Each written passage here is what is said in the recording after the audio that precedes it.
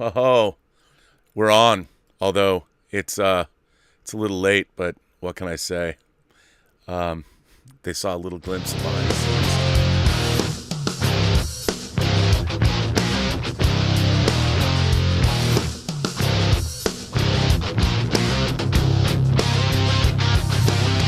Yeah! Let's get it on. Midnight Metal, episode 7. Yeah!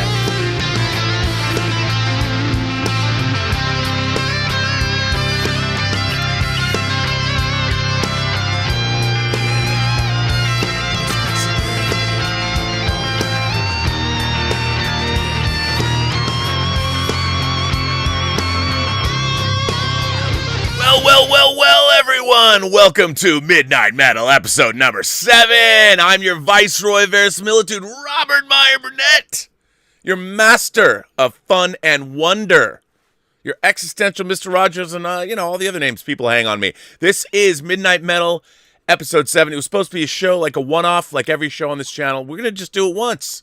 Well, we're doing it. This is the 7th time.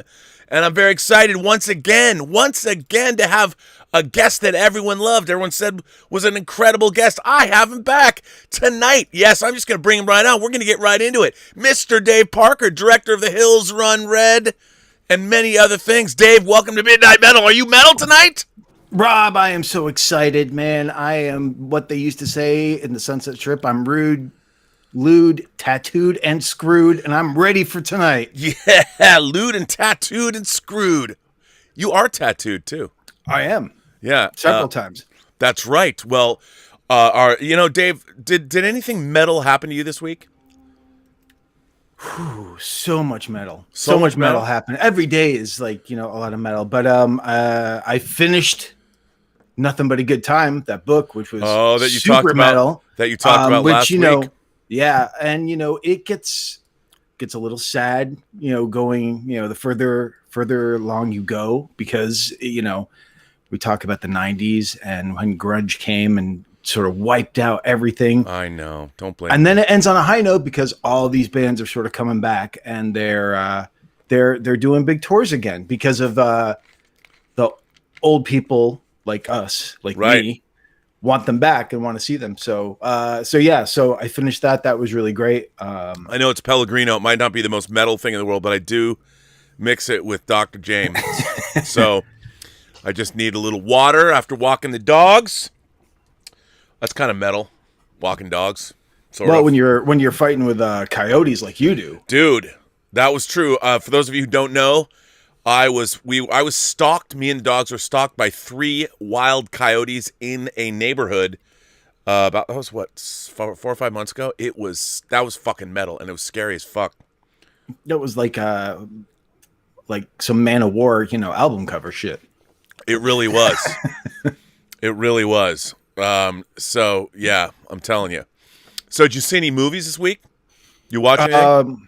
What did I watch? Did I watch anything? I went back and I watched The Metal Years again. I threw that on. Well, that's inspired by last week's show. That's as metal as it gets, man. Penelope Spheeris' it is the Decline and Fall of Western Civilization 2. Yes, with the drunk frontman from Wasp. Which there is a new documentary now on Amazon Prime called Mean Man, which is all just about Chris Holmes, the drunk guitar player from Wasp, done last year. So if you want to see, 1, he's still alive, and 2, where he is now you can check it out. Wow, is he in a good place? If you're a Prime member. If you're a Prime member. I'm a Prime member. Prime member. I love that. I watched 000 on Amazon, that series. That was pretty fucking metal. I liked it. I've been meaning to catch. Everyone keeps talking about Them, the series on Amazon. Oh, dude. And that's really on my high list right now. It's really, really good. We watched the first episode. It's really good. And trying to think, what else? I guess this was last week, but Rob Zombie's new album was number 1 on the Billboard charts. And that album is really awesome. Oh, that's good. I would say that. I enjoyed that this week.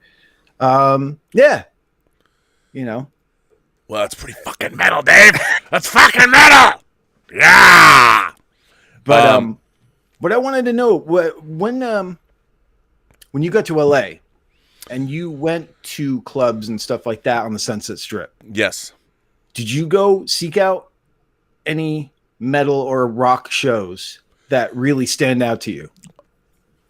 Not of big bands. I think I talked about, like, it was mostly people I knew, you know, that were playing in bands. Like I told you, I dated. I don't know if you were on the show when I talked about it. I dated this girl, Bunny Sklar. Yes. Yeah, you did. Yeah, I have a picture of her and her band, and I need to find that photograph. I think I know. What was her band name again? God, I don't remember. But it was fucking metal. I mean, they were a hair band. They were there. It was very interesting that time because, you know, everybody, even now, you go to the Sunset Strip, and I didn't see any. I did see Prince. Prince played. He had a concert, like a surprise concert. I want to say, was it at the Whiskey? It might have been at the Whiskey where you had to go and you had like a 2-hour window of time. They announced the show and you had to get there within 2 hours. And It was like 2,000 people. And we walked into the crowd and stuff. That was the coolest Holy shit. concert I ever saw on the Strip. But I didn't see like Guns N' Roses, and I didn't see any notable like bands. I didn't see Skid Row. Why did every girl loved Sebastian Bach? You know, I mean, because look at him. He was like, he was a beautiful man. He was a beautiful man. A beautiful man. That hair, beautiful hair. Beautiful hair. I was supposed to actually last year see Sebastian Bach perform, and then it got canceled because of this pandemic bullshit that's going on still. Oh, so yeah. So unfortunately, I didn't get to see that, but I have seen Skid Row. You know, the original formation, not what the band is now, which I get it. They talk about that in the book too. They don't get along with Baz. They're just like, nope. He's a pain in the ass. So get him out of there. Oh, well. Hey, Julius Goodwin sent in a tip, Dave, and says, I won't be up too much longer as I'm pretty beat from work, but I wanted to show support for your newest YouTube show. Well, thank you, Julius. Julius is, of course, the official sommelier of the Burnettwork. Cheers. Yeah, cheers. I don't have any wine. I'm drinking whiskey. Also, have to admit, I'm surprised not to see Miss Elizabeth. Something about her just screams metal chick. She can be pretty metal. She goes to bed early, though. That's not decidedly metal. It's very unmetal. No, we walk the dogs, and man, she's out. She's out. So I don't know. Maybe one night I'll convince her to come on Midnight Metal. Paul Gilmore says Def Leppard is metal and puts on a metal show. At least back in the day, they did.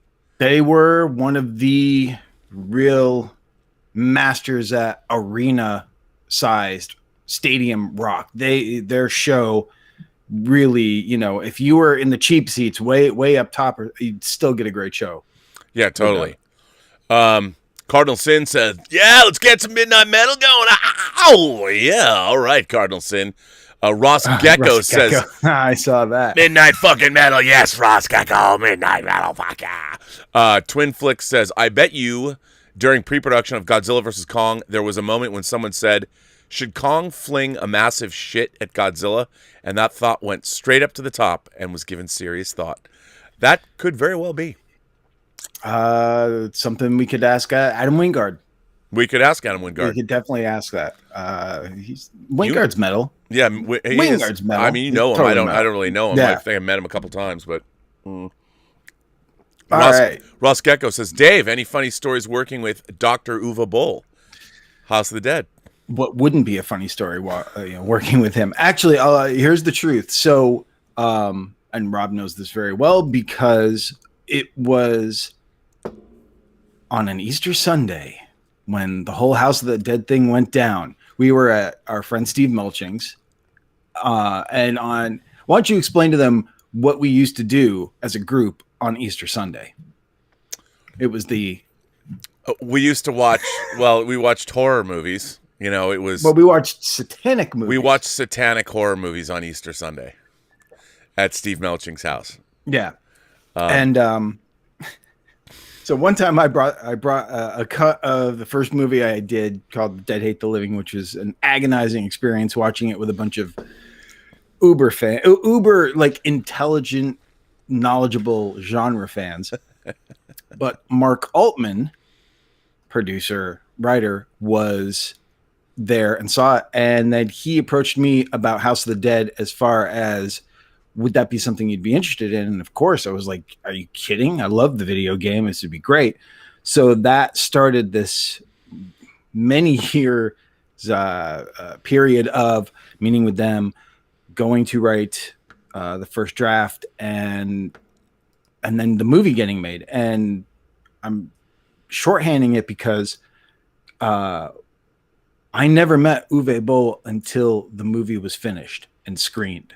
I met him once, Right. Only once. I had no idea who this person was. No one knew who he was, and No one wanted to know after you saw that. and yeah. So, and it was not at it was at a American Film Market screening. It was the first screening of it for sales agents and buyers and stuff like that. So I go to this thing not knowing what to expect because I know that I had been rewritten drastically, and I watch this thing and I just sink into my chair. It's just, the thing is, they had money, they spent money, but like every decision was wrong except the makeup effects. I think some of the zombies look kind of cool. I thought they did that well, but that had very little to do with him or his technical skills or understanding of how a movie works. So I only met him briefly at the lobby afterwards, and we just said hi. I really was kind of stunned and couldn't say too much. So yeah, and that's the last Uwe Boll movie I've ever seen. I was done after that, and then the movie came out finally, and yeah. It was decidedly unmetal. It was not. It was unmetal. I just thought that was everybody involved just was not the right people to be making that movie. And all kidding aside, I mean, Mark was definitely out of his depth on that one. He was writing. I mean, he was writing about raves during the day. No, well, see, that's the thing. And the problem is, it is what it is. I get the first screenplay credit. It's, my name's first and then Mark's, but it's really Mark Altman's draft that got made. Right. And the thing is, when I knew I was in trouble when I had the first initial meeting. They go, well, we don't want to adapt the game at all. Yeah. And this was before Resident Evil had become a movie. It was rumbling. They were getting ready to make it, but it hadn't come out yet. So they had no idea what it was going to be. But they thought it was like, oh, it's going to be too close to Resident Evil if we do what the game is and the Gothic and the mansion and shit like that. Let's do it, at an island.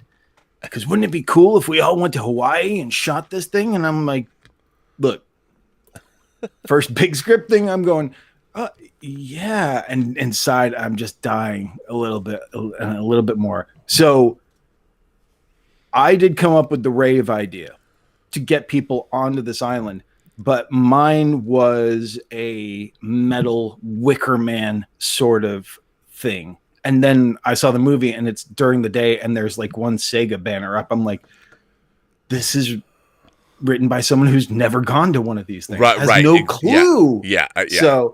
So yeah, it was just a huge disappointment on many fronts, but you live and learn. You live and learn, man. Young, Dumb, and Full of Cum says Godzilla vs. Kong is so not metal, but The Hills Run Red is totally fucking metal. Yes, it is. I'll take that. Thank you. The Hills Run Red is totally fucking metal. It is, but we needed. They wanted to. Remember they did want a metal song right at the end for the credits, and yes, I was like, no. I was like being anti. What the horror movies of the day were, and they probably would have gotten me some like cheesy new metal band that was under like the Warner Brothers label or something like that. Freddie's score is amazing. I mean, I think it's incredible. That was such a coup to get Freddie Weidman to do the score. I mean, it's funny using that score on our documentary pieces. Delving back because you sent me the score that wasn't. More of the score than I even had because more than that's on the Varese CD. Yeah. And I going through that score, I'm like, God, this score is so good. It was so fun hearing those cues when they came out the first time. And I remember I'd send him to you got to listen to this. And I got to work with him on one cue. which was when Tyler, the character's strapped into the chair and he's watching the movie at the end. And I decided to do something which I thought was kind of metal in its own way, which was, let's get an opera singer to fucking wail as this thing is going. Yeah. So that was really cool. She couldn't watch the movie though when she was doing the vocalization. She was like, "No, this is too disturbing. Fuck that. Let's move on." So, but thank you. Thank you. Young, dumb, and full of cum. I wish we could make more of that. Yeah. Ash Chowan is here. Ash says, "Have you guys ever been to King on Hollywood Boulevard?" Have I? Oh, yeah. I can only describe it as a rave circa early aughts with a splash of the underground orgy scene from The Matrix Reloaded. Nothing but bone-trembling, spine-reverberating bass. Yep. King is truly metal. King is metal. It was. Yeah. Is it not there anymore? Like so many I don't other think. things? I don't think it is. Yeah. It's just like Bordner's, which is a famous bar in Hollywood. People who've never been, if you watch the movie Ed Wood, Yeah. when they're in the bar reading the reviews in the beginning and stuff like that, and where he meets Juliet Landau's character, that's Bordner's. That's this 1920s, old established, place. But And you also meet Orson Welles there. No, that's Musso and Frank's. Oh, is that Musso and Frank's? Yeah. Oh. But I remember when I first got here into Los Angeles, I would go, and before they did the renovations, like 10 years later, that place was an entire metal bar. It was still long hair and leather and studs and all, bracelets and all that shit. Oh, yeah. For a long, long time. Yep. No, absolutely. But we've lost a lot of like great clubs in Hollywood now. I don't even know what's going to survive, what's going to be there. I mean, except for the Star Wars Cantina. Yeah, the Scum and Villainy Cantina. Yeah, the Scum and Villainy. Which isn't really the same thing. It doesn't attract the crowd. I mean, no, it's not the crowd that I used to like. We were talking last time about like Bar Sinister. I mean, I like Bar Sinister, but how it's... Oh, no, we were talking about it on Thursday night, right? How Bar Sinister is the aging goth... it's all middle-aged goth people which like was us. Which was right next to Bordner's, and still is. Yep. It's still right next to Bordner's. So, yep. Yeah. It's... I don't know. I mean, I remember... Like, do you remember Club Lingerie? Oh, yeah. That was on Sunset? Yep. That place was still around, and that was a huge rock club in Hollywood proper at the time and everything. But again, now it's like, when we get out of this, besides going to the Whiskey, where are you going to go see live bands? I mean, we were talking about it Thursday too, or was it last week, where it's like, who would we go see anymore? Where are the rock bands that are trying to, get a foothold into the scene now? There is no scene here in LA. It's criminal. Right. I mean, who plays music and who plays instruments? I was watching Greta Van Fleet was on I thought I was talking about this last night. Greta Van Fleet was on the Jimmy Kimmel show. And I'm like, oh my God, I like Greta Van Fleet, even though they sound like other people that we grew up listening to, but they're still a pretty great band. And I'm like, my God, here's a band, here's people that are just they're playing some rock and roll and drums and a bass and electric guitar. It's a four person band, and I'm like, does anybody do that anymore? Like, do kids hang out at rock clubs? I mean, it's such a weird, like when you asked, it was such a, when I would go to, and it was like this even a couple of years ago. I was on the Sunset Strip and I saw a band. There was still up and coming bands. Young bands, and they've all got their friends that show up and they play their gig for like a half an hour, and then they leave and another band comes on, and that scene was sort of hermetically sealed unto itself. Like the bands would play. It's basically 2 blocks of clubs on the same side of the street, and the bands would play. And it was in the early 90s and late 80s. There was a lot of because anybody could be the next Guns N' Roses. I mean, that was the thought. that every band that even remember when Eric Wallace was in the band Daughter Judy with Vic and Yeah. Oh yeah, of course. yeah, I mean I love Daughter Judy. I thought they were Mm-hmm. great. They were kind of new wave metal. I love that band. Yeah. I thought they were great. I don't know what happened to them, but again, all the people that I know who were in bands are not anymore. No. And that's the thing. It's like the only time I go see live music now, if it's not someone from a band that I used to like, you know, back in the late 80s or 90s, it's the few friends who still have bands. Yeah, and that's it. Because I don't even see there's nothing being promoted, so I have no idea what's going on. Unfortunately, I just don't see much happening. No, and I'm completely disassociated from LA nightlife, and it was bizarre. You know, it's very different from because everyone has phones. You know, Yeah. when I would go, like, dude, I went to a speakeasy on right off. This is about 2003 or 4, right off Wilshire Boulevard, where it was you walk in and they brought you cocaine on platters. I mean, it was a nice bar. It was totally after hours. It was a cocaine speakeasy. And it was right off Wilshire, and it was right in Koreatown.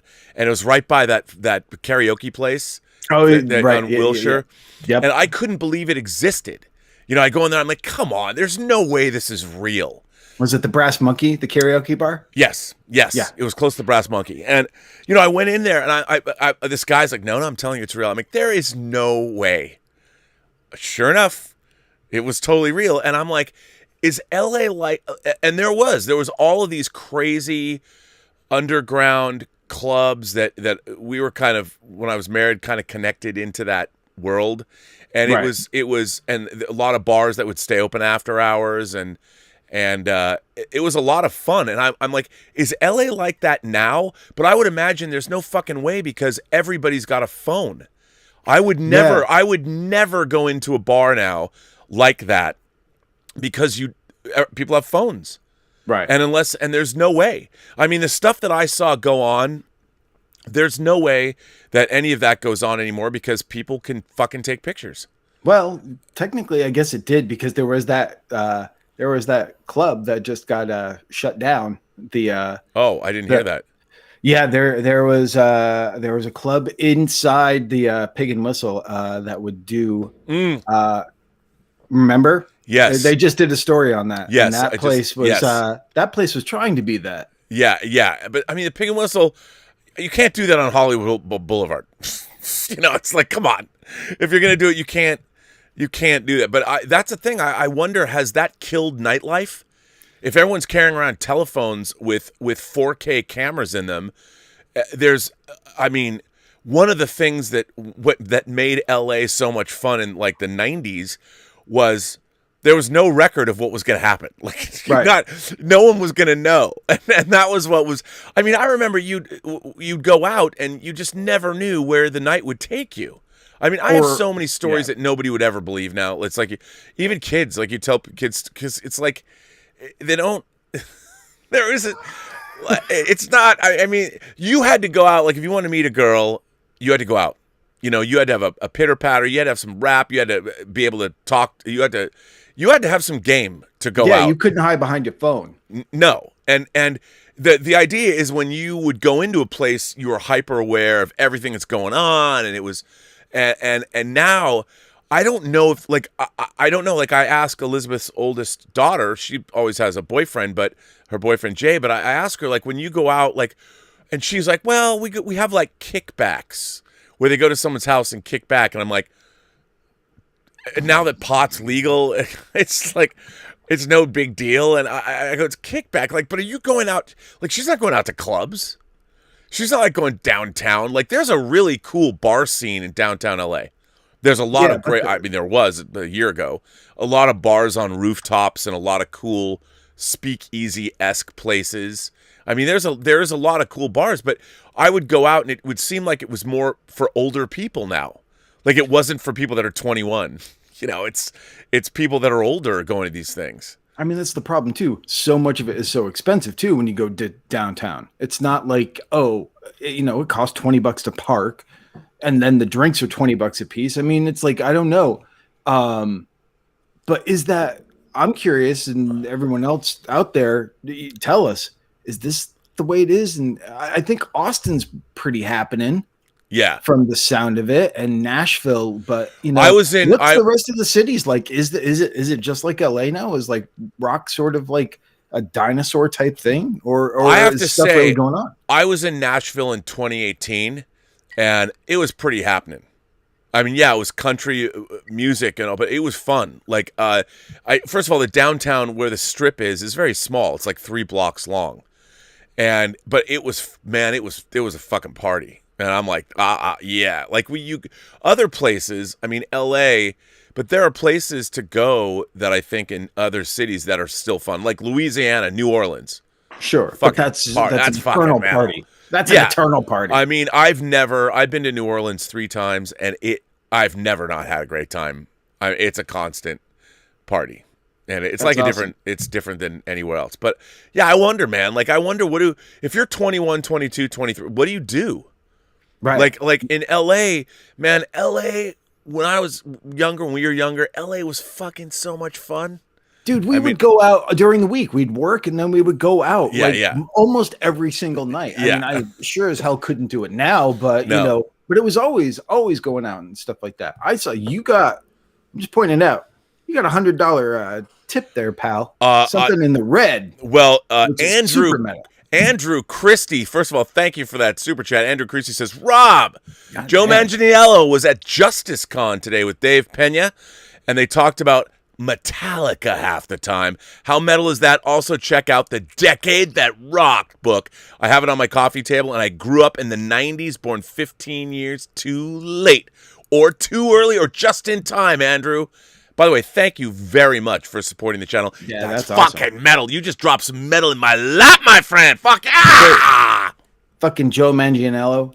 That dude's metal. He is that fucking guy's metal. I mean, he built a fucking dungeon in his house to play Dungeons and Dragons with his friends. And he's got the most metal. I mean, his wife. Can you imagine taking Sofia Vergara to a metal club and have her decked out in leather and all that? The two of them. I mean, you got Deathstroke, the Terminator. She would have been rolling around on the hoods of cars for Whitesnake. Oh, back in the day. She could now. Well, of course. Her and Selma Hayek, fucking metal. Still a Satanica Pandemonia. Come on. Fuck yeah. But yeah, no, I mean, I wonder about that, because I've gone if you go into the W, I've had friends that have stayed at the W, and you go in there and there's young people in the bar there about going out. When I say young people, it seems so crazy to me, but I couldn't, I still can't get over the phone thing. There's the places that I would go out and the stuff that we saw, there's no way anybody would, and also, having celebrity friends, going to their houses and winding up in house parties and shit. The shenanigans I've seen out with Brian. The shenanigans we've seen many places. Yeah, so I mean, a lot of shenanigans that nobody wants on camera. No. but it was damn fun. And and one thing, I'll tell you something that was interesting about LA. I feel there's a malevolence now. There is when people are out at bars, I see a lot of anger and a lot of people stepping up into other people, getting in some people's faces. I see a lot of screaming and yelling. Sometimes I've seen fights break out. That shit never used to happen. When I first moved to LA, there was still the Bloods and the Crips were still killing each other because it was 88. But when you would go out, bars were fucking fun. Nobody really, I'm sure there was occasional altercations, but it was guys were if your interests, meaning the girl that I want to talk to, if your interests and my interests don't intersect, we're fine. We're all here for the same reason. We all want to meet somebody. It's all good. We're having it. And people had fun. And I've noticed over the last 20 years, it's changed. That there is people like to get in people's faces, and I think they like to. I don't know what it is, but like when you go out, you're supposed to be having a good time. But now there's, I don't know what it is. It's weird. It's just different. There is this element of entitlement, which I think, which is the bad part of social media, which I think has really like made everyone feel like they're uber important. And the thing is, it's not about going out and having a good time. It's about fulfilling your agenda. The sad part about going out, to clubs and bars these days, again, with the phone, is that it's like everyone's looking for something better to do than where they are. Right. Never his mind on where he was. What he was doing. No, no, that's not metal, Rob. I know Yoda's fucking metal. He was metal in Attack of the Clones when he fought Dooku. Well, yeah, but he wasn't. That was fucking metal. No, but you're right. I mean, I think that it's bizarre. It's a bizarre because everyone's the star of their own reality show now, and it didn't used to be that way. And when you didn't have a phone, all you would do is pay attention to where you would go. Wherever you went. I go back. I think I said on the show once before. I've always believed in the Mike Damone from Fast Times at Ridgemont High philosophy. Mike Damone was the character. Mr. Romanus played him, and he scalped the tickets and all that. And he was trying to tell his friend Mark Ratner how to be. Like, if you want to get a girlfriend, how are you supposed to be? And he's in a record store in the mall, and he's talking to this photo cutout of Debbie Harry. And this was the philosophy of life. He looks at Debbie and he says to his friend, he goes, Mark, you got to act like wherever you are, act like that's the place to be, no matter where it is. And he puts his arm around the Debbie Harry cutout and he's like, Debbie, hi. And he gestures out to the mall. Mm-hmm. Isn't this great? And that's kind of how you had, no matter where you went in LA, some shit could happen. It didn't matter where you were. It wasn't boring. You brought the fun with you. And Sean Fanning, one of my good friends, it was our philosophy was whatever came our way, like wherever we went. Yeah, we were the party. We were the party. Wherever we went, that's where the party was. And it was like if it wasn't, we would start the party. And it was, and we did many. I mean, we started that how many year trend at Lola's? Oh yeah, yeah. So for those of you watching us, Lola's was a bar on Fairfax, and it was kind of an upscale place, but it was also a lot of fun, and we were there all the time.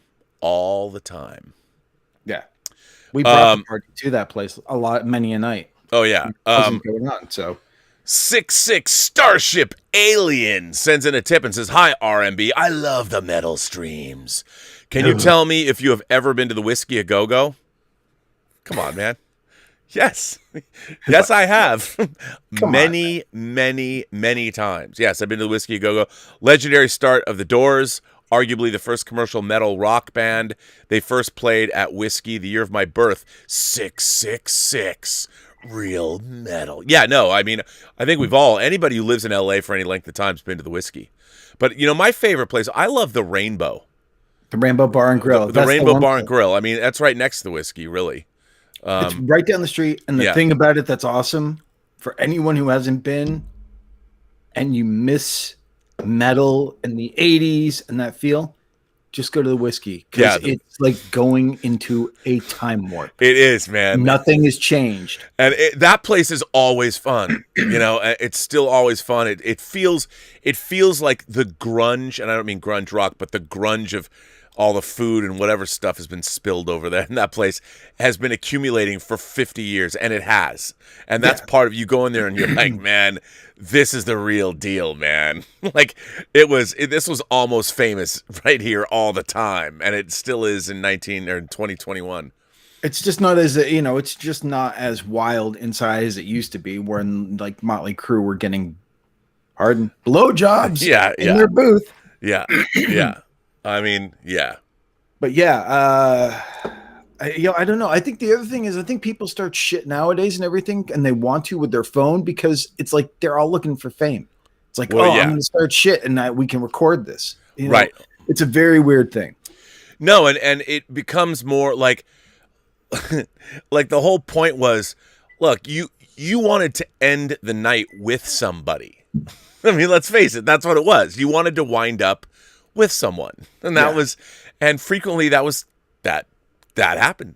And it was you just, and there was all kinds of things that's the thing. I've got so many stories. Free Enterprise touched on a few of those, but there were stories.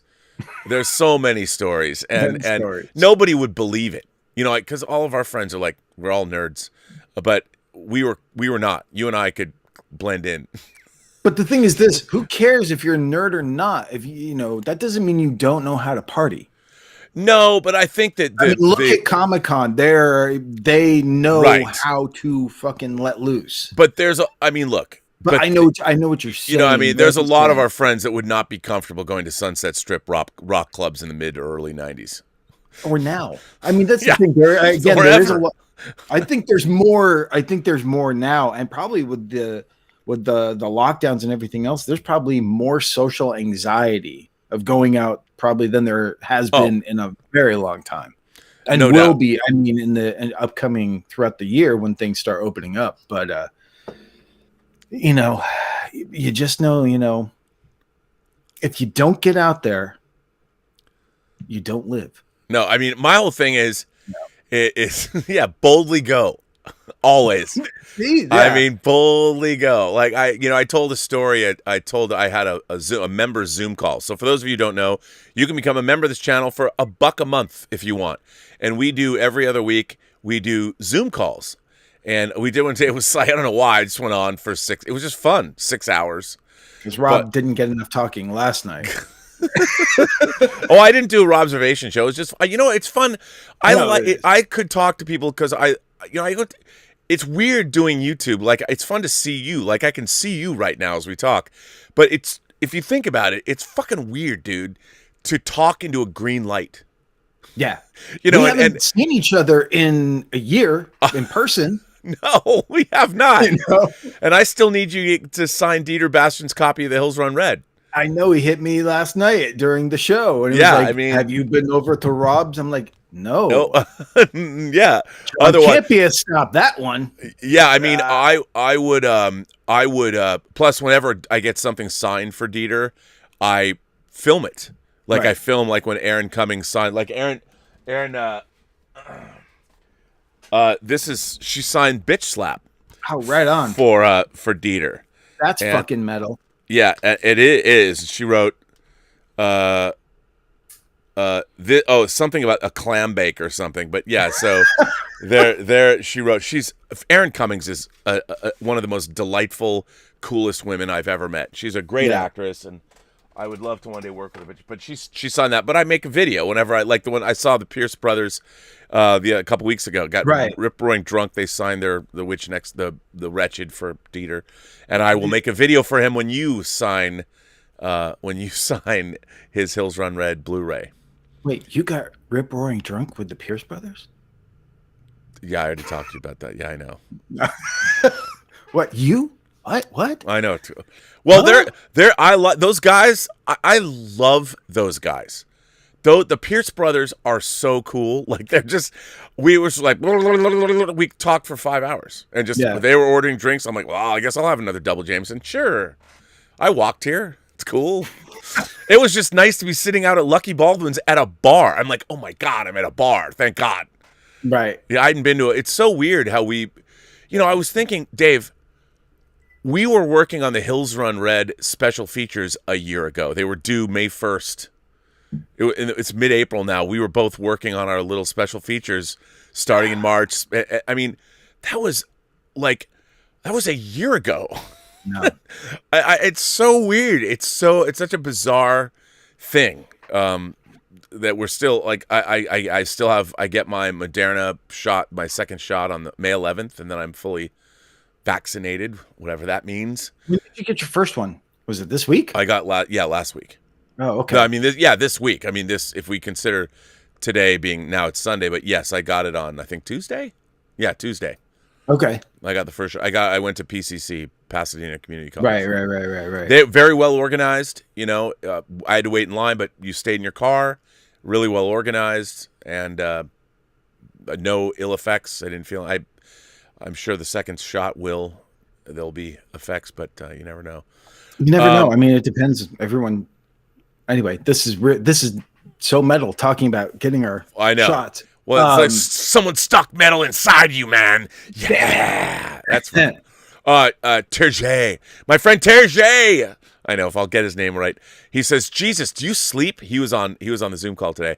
I just woke up and you're still going metal, fucking metal. It is. Ash Chauhan says, "I mentioned last week that the cell phone and social media killed a lot of the LA scene. It absolutely did. Yeah. I went to Hollywood pre-pandemic and saw freshly minted 21-year-olds busy spending most of their time flexing for the Grammy LA party scene. Flexing for the gram, the Instagram. The LA party scene exists if you want it." Yeah, I mean, Wow. that's the problem. Everybody's too interested putting themselves on. I mean, I'm like, what you need is to have experience. Forget Instagram. Go find a nice girl or a nice boy, whatever you want. Go Whatever you find want. them and have that memorable night that you'll never forget. Wake up in a strange house. Where am I? Right. If you haven't had a night done that. where you wake up next to somebody and you ask yourself, well, if it's not a Talking Heads morning, how did I get here?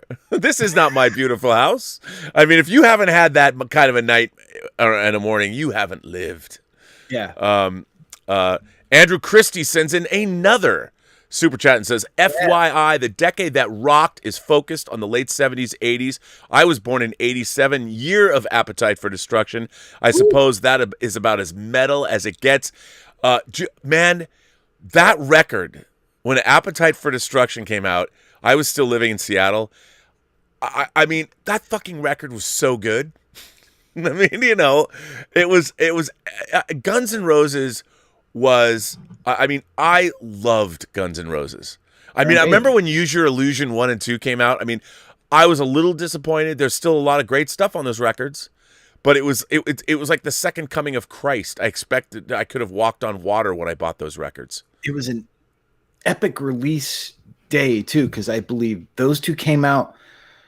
And someone can correct me if I'm wrong because I don't have all my dates. I remember it was either when the Metallica Black album came out and it was either Ozzy's No More Tears or his Use Your Illusion 1 and 2 and No More Tears all came out the same day. Fucking amazing. But I remember when Appetite came out, no one had really heard Guns. I mean, when the album came out, it took a little while to actually build. And remember, their first appearance was in the Deadpool, the Dirty Harry movie. Right. That's right. Except Axl Rose was replaced by Jim Carrey. Right. Yep. But the rest of the band was in the background of scenes and stuff like that too. It was like, wow. But yeah, that huge album, just amazing. Yeah. No, it was amazing. Ron C says, he sends in a very nice super chat. Ron C, thank you so much.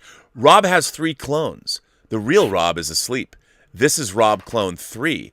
I saw Motley Crue at the Whiskey, drove from San Francisco. Whoa. Ron, that's fucking metal. That's as what metal year? as it gets. Well, yeah, what year? What year was that? I love that. I love. Yeah. I mean, that I love that. I never got to see them at the Whiskey, and I know they may have done it like right during the farewell. I know there was talk about them going back to the Whiskey and sort of ending there, but I don't know if they actually. I can't remember if they actually did. If that was what he's talking about, or if he was there when they were like practically the house band. Yeah, back in the day. Motley Crue. Yeah, I mean that. You know, it's funny because the rock scene, like Gazzari's, was obviously still there when I was here. You know, when I first moved here, everyone went there. I mean, Gazzari's was the hair metal place. Yeah, I mean that was Bill Gazzari. Bill Gazzari. I mean, that was the place to go, and that place was actually a lot of fun. Like even it was just fun. Like it was a scene. The metal scene in LA was a scene. I mean, it was fashion. It was. Even though grunge had taken over, but Gazzari's was always, it never changed. It was still a rock scene. I mean, bandanas and big hair, and it never went away. until it went out of business. Until it went away. Then it went Until it went away. It never went away until then it went away. Oh Yeah. well. I saw this one comment. Rob was way drunker for the first few Midnight Metals, I think. Yeah, well, I have to say, to be honest, I've been mixing the whiskey with Pellegrino because, I haven't been drinking. I've been trying to eat better and just get in better shape. So I haven't been I stopped drinking. This is the only time. And whining about movies, we've been doing those like once every other week now because Elizabeth's been so busy. So I've really curtailed my alcohol intake. And doing the Midnight Metals, I was way too drunk. It's like I can barely speak. Yeah, when it starts getting sloppy, it's like okay. Yeah, and that has been. I think it's kind of the fun of the show. But yeah. I mean, really, there is an element of this show that, let's face it, is kind of pathetic. Like my dad, when my dad was my age, he looked like he was 100 years older than I am now, and it's still kind of like I'm doing shows on YouTube where I'm drinking heavily, or I'm talking about action figures, or whining about movies. I mean, it's like I'm sure there's a contingent of people that we know that are like, it's sad what's happened to Rob Burnett. It's sad. He's just on all the time. Yeah, and he's his career. But you know what? It's been last year. It was very productive. Like we that Blu-ray. I hadn't done a Blu-ray in a long time, and we didn't just do a Blu-ray. We did it up, man. We did it metal. We still got it. We fucking did it up. That was some metal shit. I mean, I know. Luckily, your crowd knows your entire history and all the shit that you've done and everything and the great stuff. And it's it's sad now that when you get some physical media and you go to the extras, because you've seen the movie most of the time if you're buying it, and it's the majority of the time now the extras aren't even worth it. They're promos that are done before the movie even comes out. Right. And you're just like, there's no insight. There's nothing. And we spent a long time. Like you and I worked on the first thing we did together was Usual Suspects. You edited Usuals, and that I'm still very proud of that documentary. That was a lot of fun doing all that early stuff and meeting all these people. You produced the Valley Girl documentary. You organized all that. That was really great. Yeah, I was in New Zealand, and you put it all together. And then with our friend Greg Carson, who's great. He's still working Greg Carson's pretty rock and roll. He's pretty metal. He's very rock and roll. Yeah, and he still out there, but it's a bummer. What I find, another thing that's very interesting is how for special features are now you've got fans that are making these big documentaries. And it shows. I mean, that's the thing. We're fans too, but rarely is it that the it sounds so old. Sorry, guys. This is not metal. Our generation. You fucking kids, get off my lawn. Our generation took pride in our work and what we used to do. But we did. I mean, that was the thing. Because we were filmmakers, too. We wanted to uncover as much as we possibly could and give it to people because it's like, that's what's worth it. Yeah. But anyway. Ash Chauhan says, what you guys are doing now is literally how the younger generation communicates with people. Technology has made life easier, but it has done so at the cost of real human engagement. That's why the scene is dead when Gen Z does decide to go out. Yeah, I mean, also I think that there's an attitude of,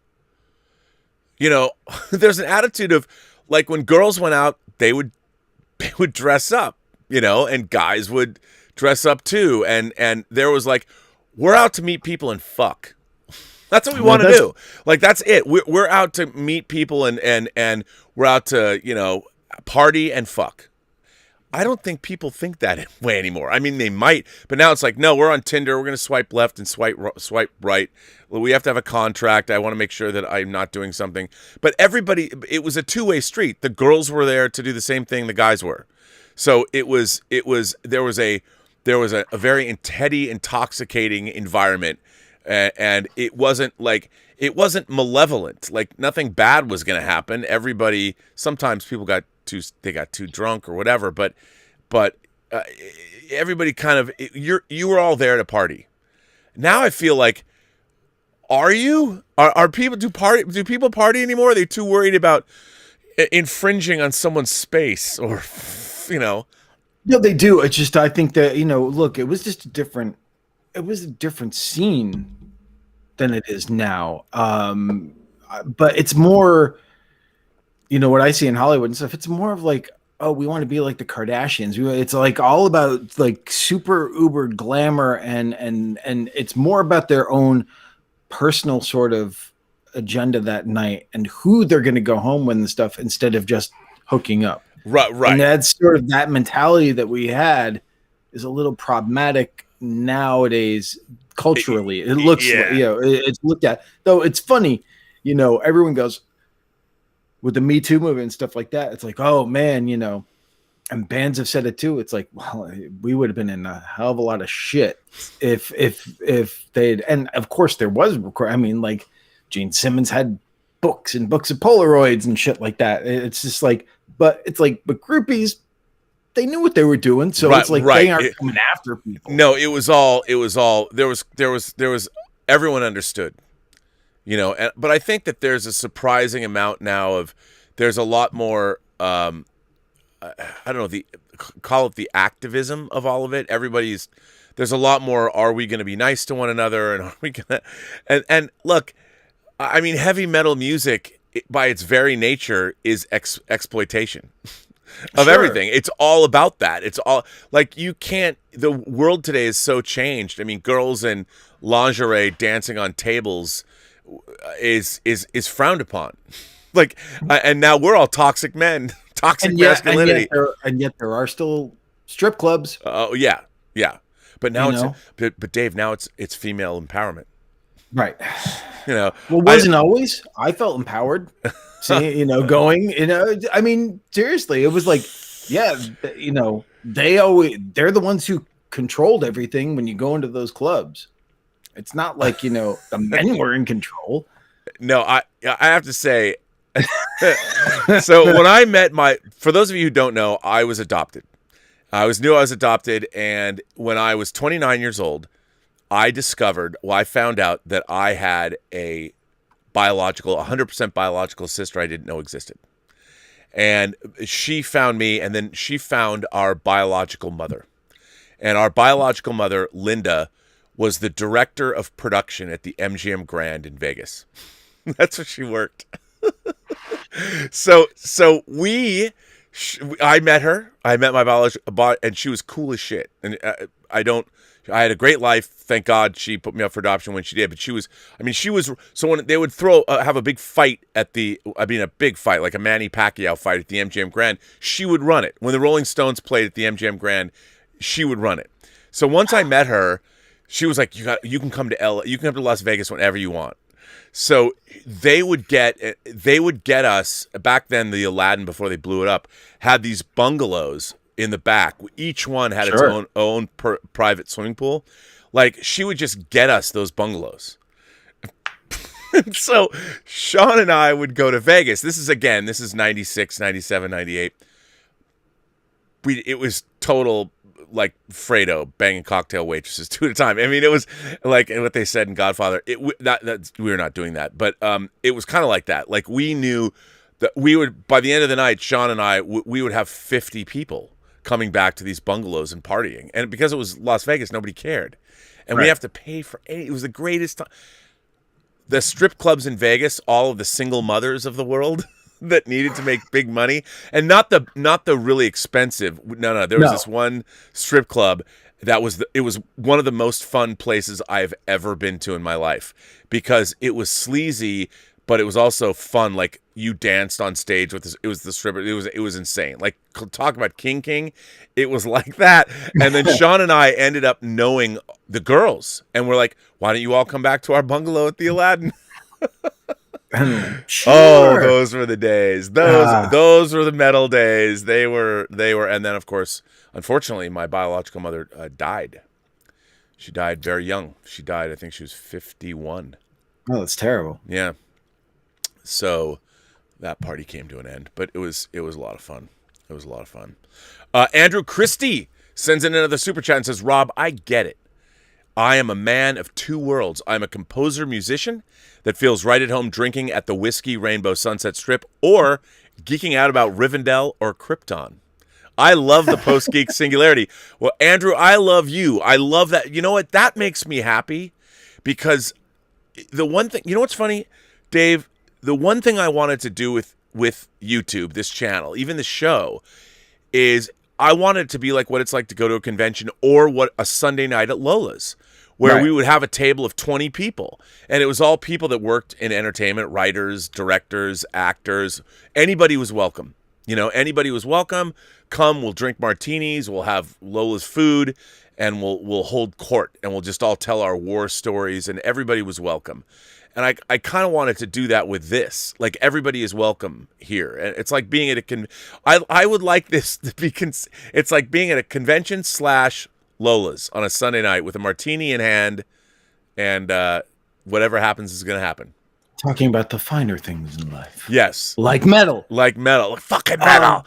Metal. No, that's it. But I agree, and that's the thing. And that's the thing that you've always been doing, for people who have only known Rob through just the YouTube channel, man has not stopped talking for 30 fucking years. He does it, wherever he is, he's holding court. But it's really, and the thing is, what was great about when we all got together, we weren't always talking about the same exact thing every time. It was a very diverse conversation. So it's like, sometimes this show, you're going to get topics that are a little more serious and everything. And other nights it's going to be a little more drunk. And, it's like, the thing is, who knows what's going to happen? I know from your end, certainly not planned. And it's just, I couldn't plan anything to save my life. So it's just sort of like, throw it out there and see. But that's the thing. And what's awesome was what you did last night too. And it's like bringing the audience more a part of it too. It's like, I loved when you brought, Latino Slant on, and I checked out his stuff afterwards. He's really, Paulie's fucking cool. I love that guy. And he knows his shit. And I bet he's seen a lot of this shit in this town, even more so than, we have. And we've been here for a long time. Yeah. Elizabeth's watching the show. She's like, gross. I mean, it was a different time, baby. It was a different. I wouldn't change. I wouldn't change. By the way, should we ask somebody to come on? Fuck yeah. Let's mix it up. Well, do you have any more? Yeah, no, I got super chats and tip. I've got it's. They're coming in. I mean, they keep coming in. I mean, we can do that. Richard K says, save or kill on one thing that can. Oh, wait, hang on. Okay, save or kill one thing. You can save it, and then one is erased from existence forever. Do you save Game of Thrones or Lord of the Rings? Lord of the Rings. Yeah, me too. I love Game of Thrones, but the ending, I'm sorry, the last 3 episodes, Lord of the Rings is satisfying. You save it forever. Even just as a book series. They haven't even ended Game of Thrones yet. Lord of the Rings is it. So Norwegian Kryptonian sends in a super chat and says, have you seen the Zack Snyder Justice League soundtrack 7 LP box set? I have. Yes. Are you going to get, Dave, are you going to get that? No. I'm not going to get it. I mean, it is. I buy some vinyl, like I want to get, I talked to Emma Bannon about getting the Keep. Oh, that's cool. Nice. They're only making 1,250 of them. I know. The Tangerine Dream score for the Keep. So she said, I don't want to make her get on a bus, but she said she would go to the Rough Trade store where they're putting that out. Damn. I know. Richard K goes on to say, will we ever get the 3rd Conan movie with Arnold? I'm keeping my fingers crossed, but each year going by, it seems more unlikely. You think we're going to get King Conan? I'd love it, but I agree. I think I think we missed the boat. But he is supposed to be old Conan, so right. But then there's a point where just like he's a little too old. I think if it had been made around the time that he did The Last Stand, then we could have gotten the Logan-esque Conan movie that we all wanted. Yeah. But it would be fucking metal if they made that movie. Yeah, King Conan. I think what I mean. John Milius is not in the best of health.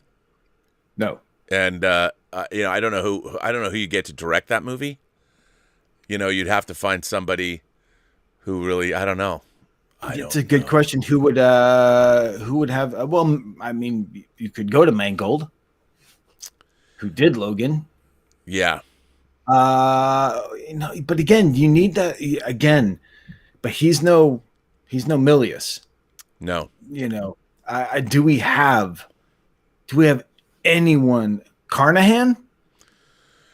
He might be able to do it. I have to say, I met Joe Carnahan at the IFFM, the Independent Feature Film Market in New York City in 1997. And I had edited a movie called The New Gods. Yeah, The New Gods. And it was a New Gods. It was a New Gods. And we had gone to the IFFM, and this was a place where new filmmakers, and he had brought Blood, Guts, Bullets, and Octane. Right. And I fucking loved it. Yeah, it was kind of a Tarantino-esque ripoff, but I thought it was great. And it was like shot on 16 millimeter, and he was there, and I talked to him for a long time. He was cool as shit. I was like, I love this guy. I can't. He had the gift of gab, and he was so cool, and he's made some great movies. Yeah, like The Gray. The Gray is legitimately great. I mean, I know he did The A-Team, which is, but it's really fun. It is really fun. And then the movie he made about the assassins. Smoking Aces. Smoking Aces. I thought he's got a pretty good career. Like, he was able to I look at these people, I'm like, I failed miserably with my career, but yeah, sorry to interrupt, but there's very few directors that are making these sort of tough guy movies that actually really deliver. Yeah. In that sensibility of like, don't fuck with this guy. Right. I mean, it's you get the John Wick movies, but that's not quite the same thing. I love those movies, but it's not. I love Keanu Reeves and I love the John Wick movies, but he's not Charles Bronson. No. Liam Neeson was starting to do that type of stuff, but even now it sort of almost became like parody for him. Yeah, totally. El Necron became a member of the channel. Thank you, El Necron. If in 2 weeks, I don't know if I'm going to have another 6.5 hour Zoom call, but please join us the next time we do our Zoom call for members. Paul Gilmore says, "Hey Rob, speaking of SF Unusual Suspects special features, something I've always wanted to know, and maybe what happened to the commentary track sounds? What happened to the commentary track? Sounds like there's two commentary tracks are overlapping each other. It's over the end credits." Well, I don't know. I mean, there are two commentary tracks on that disc on the DVD. There's Brian Singer, and there's a John Ottman commentary. Right. And I don't know. That's interesting. If there's maybe a mistake of some kind, I am unaware of it, but I'd have to go back and look. I would love to do that again. I still have the Usual Suspects has never come out on Blu-ray with our special features. I know. It's so weird. I think because I have the masters. Like, they gave them back to me, but nobody knows where they are. I know where they are. I have them, and I would love to get those out. I mean, the only way you can see our documentary, I think somebody uploaded a French version of it. Yes, online. They did. It's online, so you can see that. Should let them know. We should let them know. Yeah, Dieter Bastian is here. Dieter Bastian sent in a super chat. Dieter and I, of course, do our show Let's Get Physical Media, which is tomorrow at 11 o'clock Pacific time, which is, in the morning. That's 10 hours from now in the morning. Whew. Dieter says, "Thanks to Dave for reminding me of Ragman. Yes. Missed out on the media book, so I will buy the standard Blu-ray. Dave, any German bands you like, except maybe Warlock?" And he gives us... I like both of those bands. I love the Scorpions.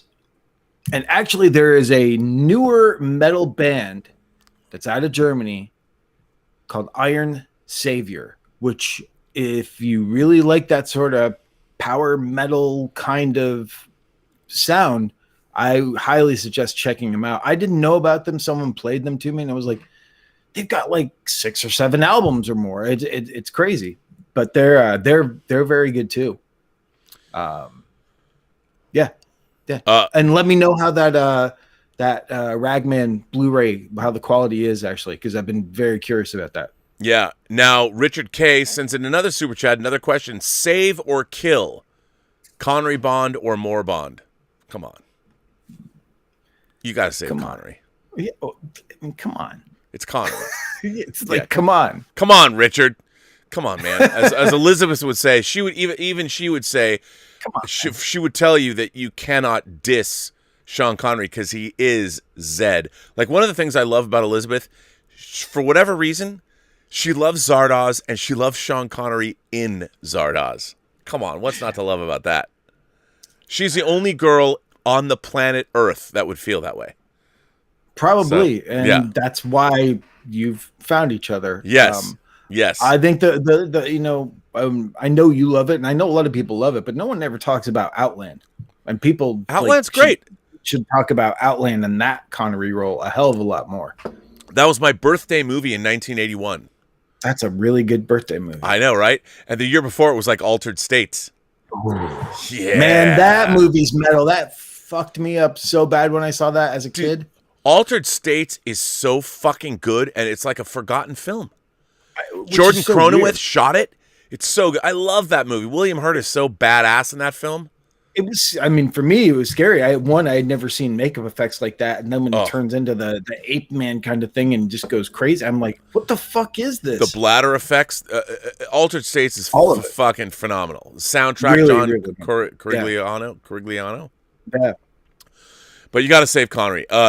D Duval 59 sends in a super chat. Thank you so much. My two favorite things to geek out about are 80s thrash metal and Godzilla Kaiju. Top 5 of both. Metallica, Anthrax, Slayer, Exodus, Testament. That's really fucking good. That's a good list. That's a I like Testament. Godzilla, Ghidorah, Mechagodzilla, the most metal kaiju, Anguirus, and Hedorah, the smog monster. You're the smog monster. He is pretty monster. Cool. That's pretty fucking metal, dude. That's pretty fucking metal. Look, people are still... The smog monster was created at the factories that Black Sabbath worked at. I mean, come on. That is true. Now, I'm going to throw this open. So we did it last night. Yeah. For those of you who are watching, there's, I think, 173 people watching right now. Holy fuck, of you... That's awesome. If you have a setup, if you have a decent setup, because listen, Dave and I both have good sound, good picture. If you have a comparable setup, I'm going to throw this open, and I'm going to invite first come, first serve. I'm going to invite a viewer to come on and get fucking metal with us right now. Please help us. We need a injection of metal right now. Yeah, bring us an injection. I'm going to put out the link. I'm going to put the link in the live chat, and the first person who shows up can get metal with us live right now. So, first person that does, here you go. There is the rendezvous. It is in the live chat. If you want to join us live right now and get fucking metal, you can. Right now. Live on the tube. Crazy. I look so blurry compared to you on YouTube. I don't know what it is. Well, it's because you're darker, probably. Maybe. I like it. You look good. It just doesn't seem as clear. It seems more cloudy. But whatever. Oh, Who dude, cares? someone's here. Oh, no. Oh. Someone, hang on. Oh, Cardinal Sin is here. Gil is here. Hello, sir. That was quick. You're quick on the draw. We can't hear you, though. I can I can hear you. Now I can hear you. Yeah, I can see you. You're a little dark. But we can see you. You're a little dark. I'm going to put Cardinal Sin into our shot here. Perfect. Yeah, now I can see you. I'll throw you in, Gil. You're okay. You're welcome to do that. Yes, that's what we do here. We are Wirecast. I'll put you down. Let's see, I'm going to actually blow you up so we can see more of you. Blowing up. Yeah, so I'm going to add you to this stream and bring you down there. And now I will blow you up. So we can add you to our little. So are you fucking metal tonight or what, dude? Oh, Bringing you on. metal. Why don't you introduce yourself to the people at home? Who are you? I am Cardinal Sin. They call me Cardinal Sin, otherwise known as Gil. And I have a question for Dave. Oh, Oh, no. And my question is, where can I get my copy signed of House of the Dead? Send it to Rob. Send it to Rob, and when I go over there to sign Dieter's yeah. Blu-ray, I will. I'll. What? set We're that gonna be up. vaccinated, dude. So we'll have to meet up. We'll go to Lucky Baldwin's and sign discs. Right on. It'll- Whatever you need. Or VHS, as the case may be. Oh wow, There you go. that's old. I've got a VHS of House of the Dead. That's fucking metal. It is, but for those who haven't seen it, how shitty is that movie? That's why I don't need think your you should. autograph on We're it. not here to disparage our own work, Dave. Come on now. That's not my work. That's what I'm saying. Yeah, but that's just man.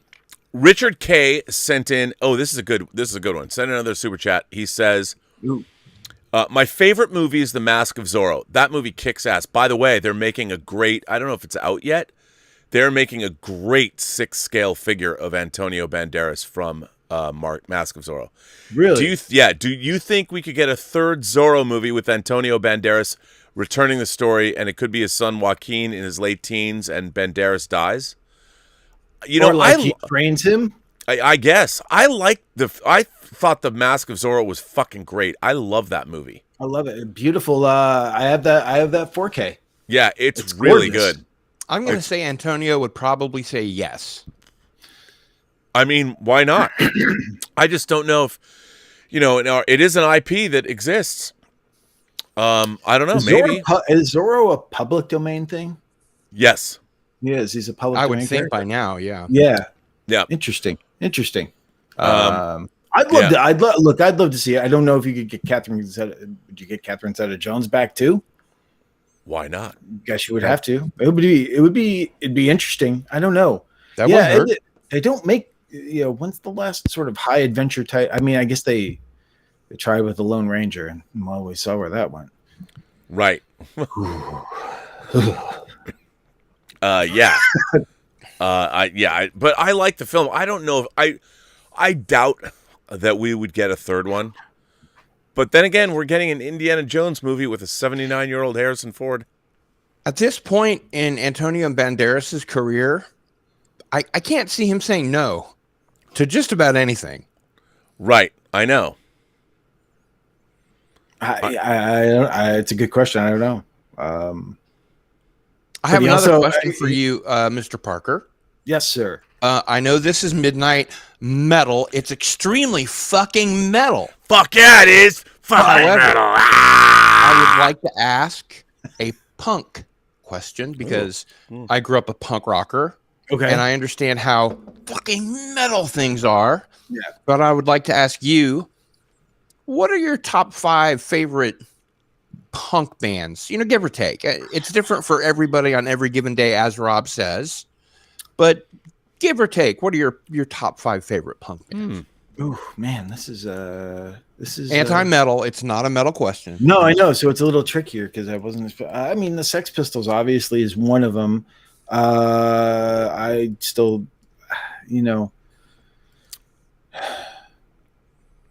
I don't know. Is the Misfits considered punk? Oh yes, Yeah, I would say the Misfits. very Then punk. the Misfits. You never know. It sort of seems to cross over. But Misfits definitely. The Ramones, but are they punk or are they rock? No, No, they're the punk. Ramones They're are punk. But Yeah. again, Actually, this is the when- thing where they slide into. It's like When the Dude, my Ramones favorite went over punk- to the UK, the Sex Pistols saw them, So- and yeah, that's that's when what they started. became a Right. punk band. So yeah, they're fucking punk. oh, good. I would say my favorite punk band is The Clash. Oh, good answer. Good. Yeah, I I mean, mean, I- that was gonna probably be in there, but then I was going to go, oh, but is that considered more ska? You know, No, it's no. so weird what they call punk. Because remember, They crossed over. the Go-Go's were considered punk at one point. Yeah. Oh yes, But yeah. like I would say, if you want to do punk in that sense, like then I go Boingo. to me though, like the Is that X, punk? It's weird. I love X. Black Flag. I was X, gonna say very punk. Black Flag. I mean, I love the LA punk bands. The Ramones are New York, but LA punk bands. I mean, that's why I love X. You know what I like? I got to interview Black Flag. I was this close to interviewing X, but I missed him. I used to have a fanzine back in the day, so all the national touring acts, I got to interview them. If I was fanzine, the original YouTube shows. There you go. Right? Yeah. I've got one around here somewhere, but I mean, awesome. but bands like the Buzzcocks. Sure. I like the Buzzcocks. I saw the Buzzcocks here in Lawrence, fucking Kansas, which is metal as shit. Wow. And I especially talked to if you Pete like Shelley. the day after. Yeah, actually, I got an invite to be in But the day by after, Lawrence, but I didn't want Kansas. to get a mohawk. There's two other punk bands in there. They're not from here. They're from Japan. One is called the King Brothers. I love them, and Guitar Wolf. Yes, Guitar Wolf is awesome. And I've gotten to see both of those. I saw Guitar Wolf here in Los Angeles when they played, and it was fucking insane. I don't know if you'd call them that, but like there was a girl band called the X-Ray Specs. Mm-hmm. From L7. L7 is definitely punk. X-Ray Specs is new wave. Yeah. Yeah, I mean, why would They're you call? I pretty guess they gritty would be new new wave. wave. Yeah, They're pretty and then of gritty course new wave. Iggy and the Stooges. Would that be punk? Oh yes. The Godfather. Godfather. I see, again, I wouldn't have classified. He had a live it stream as- concert yesterday. Wow, Yeah. that's fucking cool. Yeah. I mean, he's in his 70s, late 70s. Yeah. and will still be more ripped than I will ever get in my entire. Oh yeah, I know, right? I mean, fuck you, man. he actually had to leave the mental asylum that he was in for the Stooges to record their first album. That's That's pretty metal. fucking metal, That's right? fucking metal. By the way, I I gotta throw. Funhouse is one of the greatest albums ever. Yes. Yeah. Just Plain Steve sends in a super chat. This is a good one. How do you feel about bummer endings in movies? Not just movies where the bad guy wins, but like intentionally bummer. And he brings up like Dirty Mary, Crazy Larry. I have to tell you, the first time I ever saw Dirty Mary, Crazy Larry, it was on TV, and it was the first time I was completely shocked by the ending of a movie. It was like to me, it was like an ending of the Twilight Zone episode. Because, spoiler alert, if you've never seen Dirty Mary, Crazy Larry, it's kind of an outlaw film. It's like Susan George and Peter Fonda, and Great. couple and at the end of the movie, they crash like into a train and they die. That's the end of the movie. Yeah, And- talk and about I- spoiler alert. I know. And I was watching this, and I'm as a little kid, I'm like, wait, what? What? I have it on Blu-ray, and I love Dirty Mary, Crazy Larry, but I'm like, that I couldn't believe that ending. I'm like, you can't end the movie that way.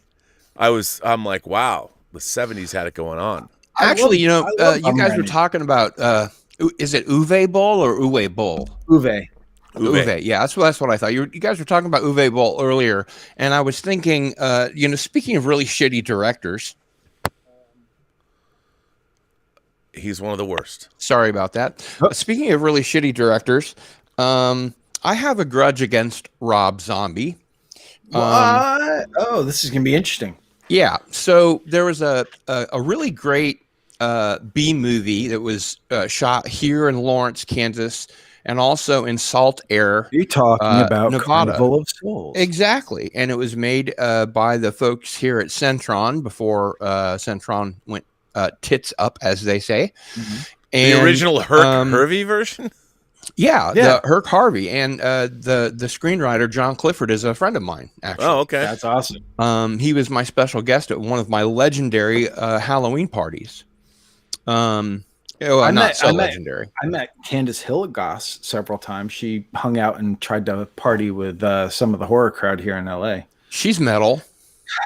No, she's not. No, not that metal. She's not. Okay. She's a very nice woman. But Well, so she's very here's- much like her character. Here's my grudge against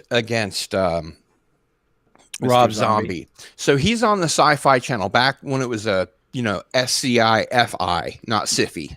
Right. And they're about to show Carnival of Souls, which was in the public domain at the time, and it was the Herc Harvey version.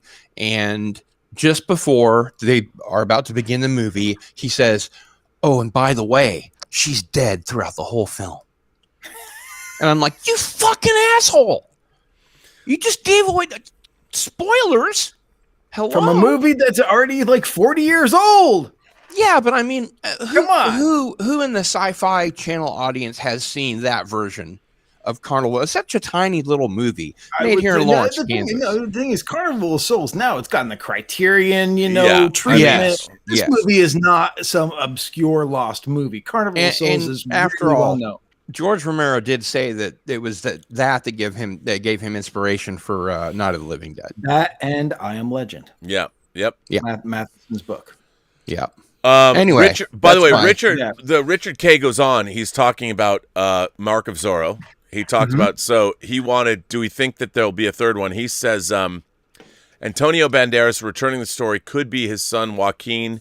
He's in his late teens, 18 or 19, and Banderas dies, and then his son takes up the mantle of Zorro to avenge his dad and become Zorro for future movies.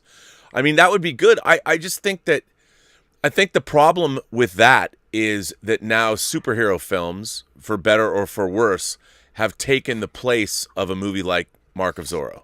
And I do miss high adventure movies. I do like too. That. Mm-hmm. I do too. But the thing is, I mean, we have we have Jurassic Park, but that's it. Isn't that the story of Zorro anyway? Who was that masked man? That it's always a new person, and the legend continues, if you will. Yeah, no, I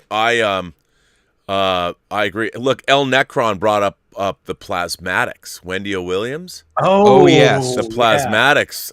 Yeah. I mean, metal I would, and punk. Yeah, metal and punk. Yeah. Plasmatics is a good band. I would say that, and I like bands that I guess they're more goth, but like the Damned.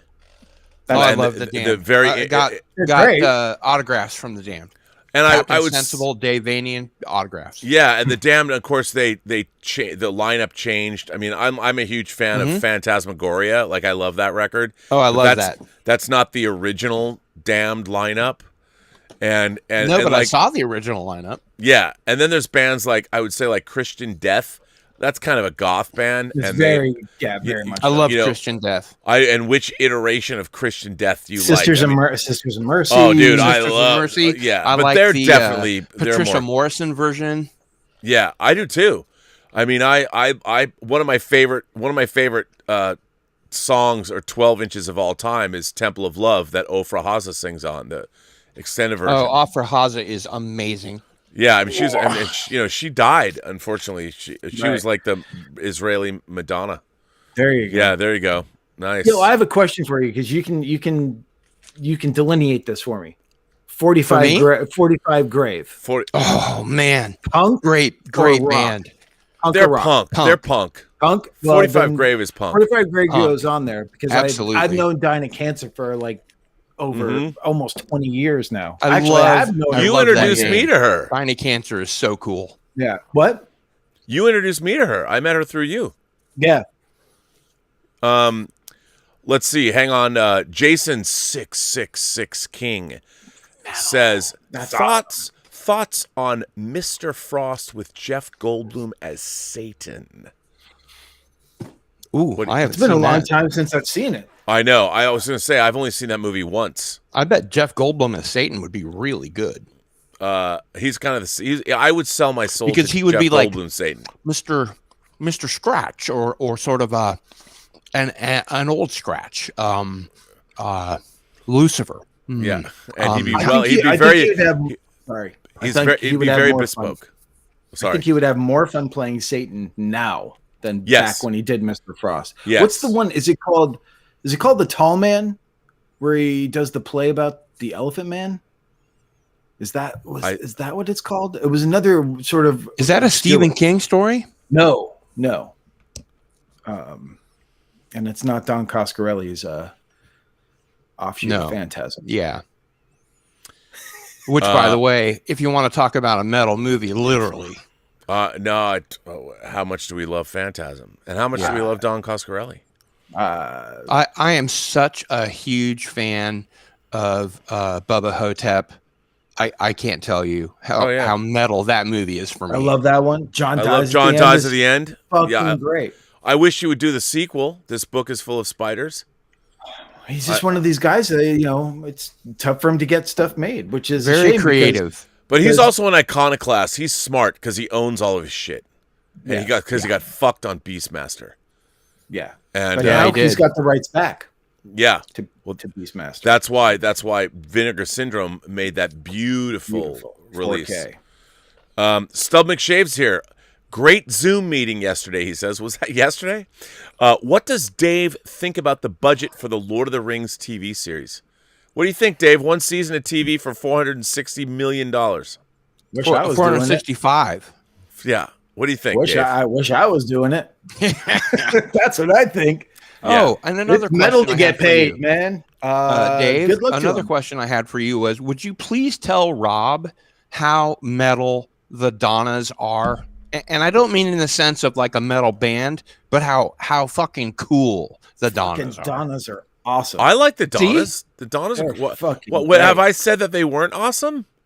I think that you were kind of hedging a little. No, you dissed the Donnas? I've never dissed the Donnas. No, you didn't diss the Donnas, but I sent you a super chat about the Donnas, and you're like, yeah, okay. Next super chat. No, I mean, look, it's just, I mean, to me, it's not something like they're not in the forefront. The Donnas are like not of this decade. I love the Donnas. Yeah, well, they're great, and not of this decade. I mean, okay, maybe of the decade previous. Yes, but I mean, talk about an all-girl band that knows how to kick ass. I never got enough due. No, they never did. They never did, and I will give that. But what I mean is, I used to be. Unfortunately, as you get older, I feel terrible about this. Like I thought when I was younger that I would have every album that was on the Rolling Stone college album charts. Like, because I was so into music. I worked for a long time at what was at the time the largest optical disc retailer in the world in Seattle. Right. All we sold was Laserdiscs and CDs.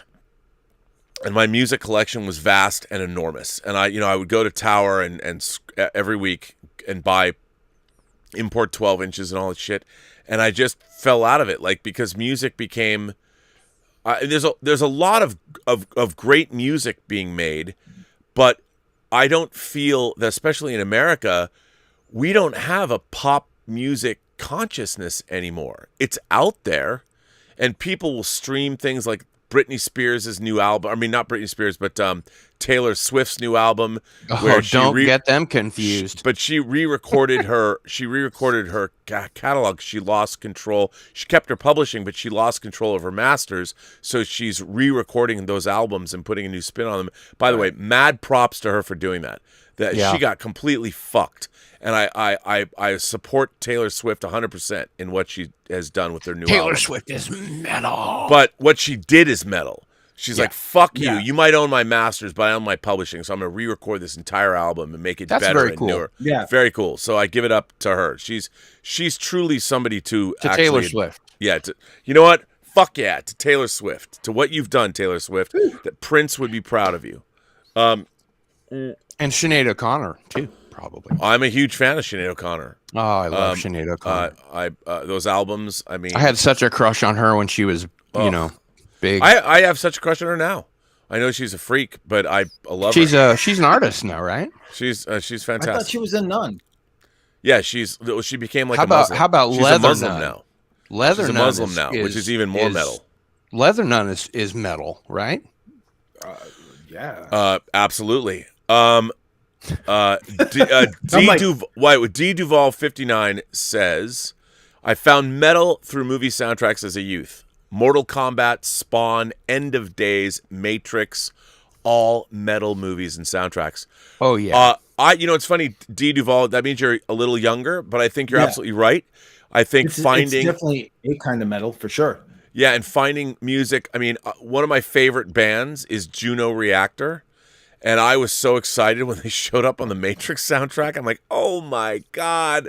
You know, they're a Goa trance band, but the fact that they were on the soundtrack and like Don Davis was working with that, I'm like, oh, I hope more people know about Juno Reactor. But yeah, I think that's great. Like, and you're absolutely right. Those soundtracks, the Matrix soundtrack's great, Spawn's great, Mortal Kombat, obviously a great soundtrack. And those are all metal movies.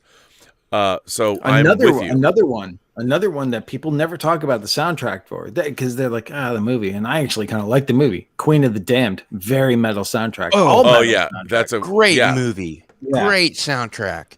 You know, Gil, I'm gonna fix your absolutely. You're getting a little cut off, and I want to make sure that you're not cut off. Is my no, too close? No, it's me. It's mainly not you, it's me. It's not you, it's me. God damn it. It's the Call of Cthulhu. I'm just gonna fix you. I'm just trying not to don't fix me entirely. No, well, yeah, I hope not. A little better. Dave's a little obscured, but you know, what can you do? But anyway, so yeah, I think it up. Cut me off like from eyes up is good. I don't want to cut you off, Dave. No. And yet he does it every stream that he's on. I don't. No, I'm kidding. Come on, man. I don't do that. We know each other better than that, Rob. I'm kidding. Yeah. So where was I? Yes. What was I saying? Queen of the Damned. Queen of the Damned's great. And but you know, the vampire. One of the great mysteries of my life is why the fuck did they not make Vampire Lestat after Interview with the Vampire? Why did Tom Cruise not play Rockstar Lestat and come back? Vampire Lestat's one of my favorite books I've ever read. I love that book. I loved it too. I thought for sure, like, why aren't you going to make this into? They haven't made it into a movie yet. I remember being at Perkins reading that book for hours. Oh, so good. And I remember as a writer, this is something that I took home and sort of made a part of my own fabric, if you will, that I remember reading 2 pages and then I stopped and I thought, Anne Rice has just spent 2 pages describing what Lestat is wearing. And I didn't even notice. That's how good she is. Oh yeah, no, it's good shit. Have you guys heard about her legendary Halloween parties? Yep. Yes. Yep. Have you ever been? Nope. No. That makes 3 of us. Yeah, I've always wanted to go. Well, By the way, we've gone to other legendary author parties and stuff like that. So, yes. We've had our time. Yes, they're well. That's one of the benefits of living in LA, you know, and working in the community. You know, it's very funny. I have to tell you, meeting with Robin Jones, she said something really. I don't know if I told you this already, Dave. She said something really interesting. She described she said, you know, there's really 2 LA horror communities. She said there's the LA Valley horror community, and there's the other side of the hill horror community. And I said to her, and they all meet at Joe Bashara's house. And she laughed. She was like, that's it. I said, Joe Bashara's house is the nexus point of all of the LA horror communities. And by the way, Joe Bashara, for those of you who don't know, is a composer and also an incredibly nice guy. Yeah. But if you've seen any James Wan movie for the past decade since Insidious, you know, he did Insidious and the Conjuring films. Any Saw movies or no. That's always Charlie. That's always Charlie Clouser. Yeah, and by the way, we recorded the commentary for The Hills Run Red at Joe Bashara's house in his studio. Oh wow, at his old house. At his old house. And but it was just funny because I never thought of it that way, but it's kind of true, you know. Yeah. The LA, the Valley LA horror community and the other side of the hill. I thought that was so. It's so very apropos. True, and they don't intermingle a lot. No, they're definitely. It's weird. I mean, luckily I don't, because I try to be cool with pretty much everyone. Other people have problems with, but there's definitely animosity from from each side to the other. And it's just sort of weird. It's like everyone's just doing their own thing, man. What do you care? Well, that's the thing. I mean, everyone, you got to be supportive of it. It's very interesting because for those of you who don't know, I think the LA horror community is a very close-knit, very intermingled group of people that have all done stuff. I mean, really, there is a lot of people, and you look at where people have gone and the directions. People like journalists became professionals, like Ryan Turek, who's now at Blumhouse. He was slaving away as a journalist, and he made it over into that side. Dave, you've been making movies. Mike Mendez has been making movies. Of course, our great friend Darren Scott, who produced Menace to Society, just came out with Tales from the Hood 3. Wow. And he's been toiling away in the trenches for years. I even edited a movie for him. Yeah, A Lifetime movie, and we're all sort of, and I do find, I mean, a lot of the community. Look, at some point you have to be mercenary and look out for yourself.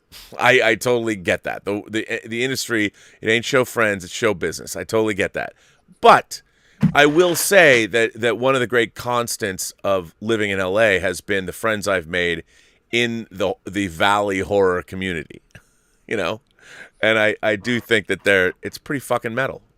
That is pretty metal. It's pretty good. I think I'll say for the record, the folks over the hill living in Hollywood and that side of the hill, they're more metal. As opposed to the people under the stairs? Yeah, as opposed to the Now, valley side. Why kids. do you think they're more metal? Because they can make it rain more than we can? They can Sure. make it rain more like dollars. Yeah, Big dollars. I don't know. It's just the sensibility, and you know what it is. It's true though. There is a different sensibility when you live on the other side of the hill. There's a different energy. There's a different vibe. There's a different flow that when we both lived there. You live in Pasadena now. It's like you live in Haddonfield basically. So I Haddonfield. do. I live in You just made Rob's day, Dave. Another quick question for you, and then I'll ask the same thing of Rob. What is something most people don't know about Rob that that's probably okay for you to tell us all on this show? That's probably okay for you to tell us on this show. No, there's one thing you can't. And then Rob, you're gonna get a chance to get back at Dave. Oh So- fuck. No, because he's gonna say something mean. No, I wouldn't. No, he would never. Boy, Rob. I mean, after all these years, what could I possibly say that I could say that they don't Probably already don't know? Stuff. That I could say is what I'm saying. Not much. I mean, you're a pretty open book. I'm pretty much am. But still, one thing.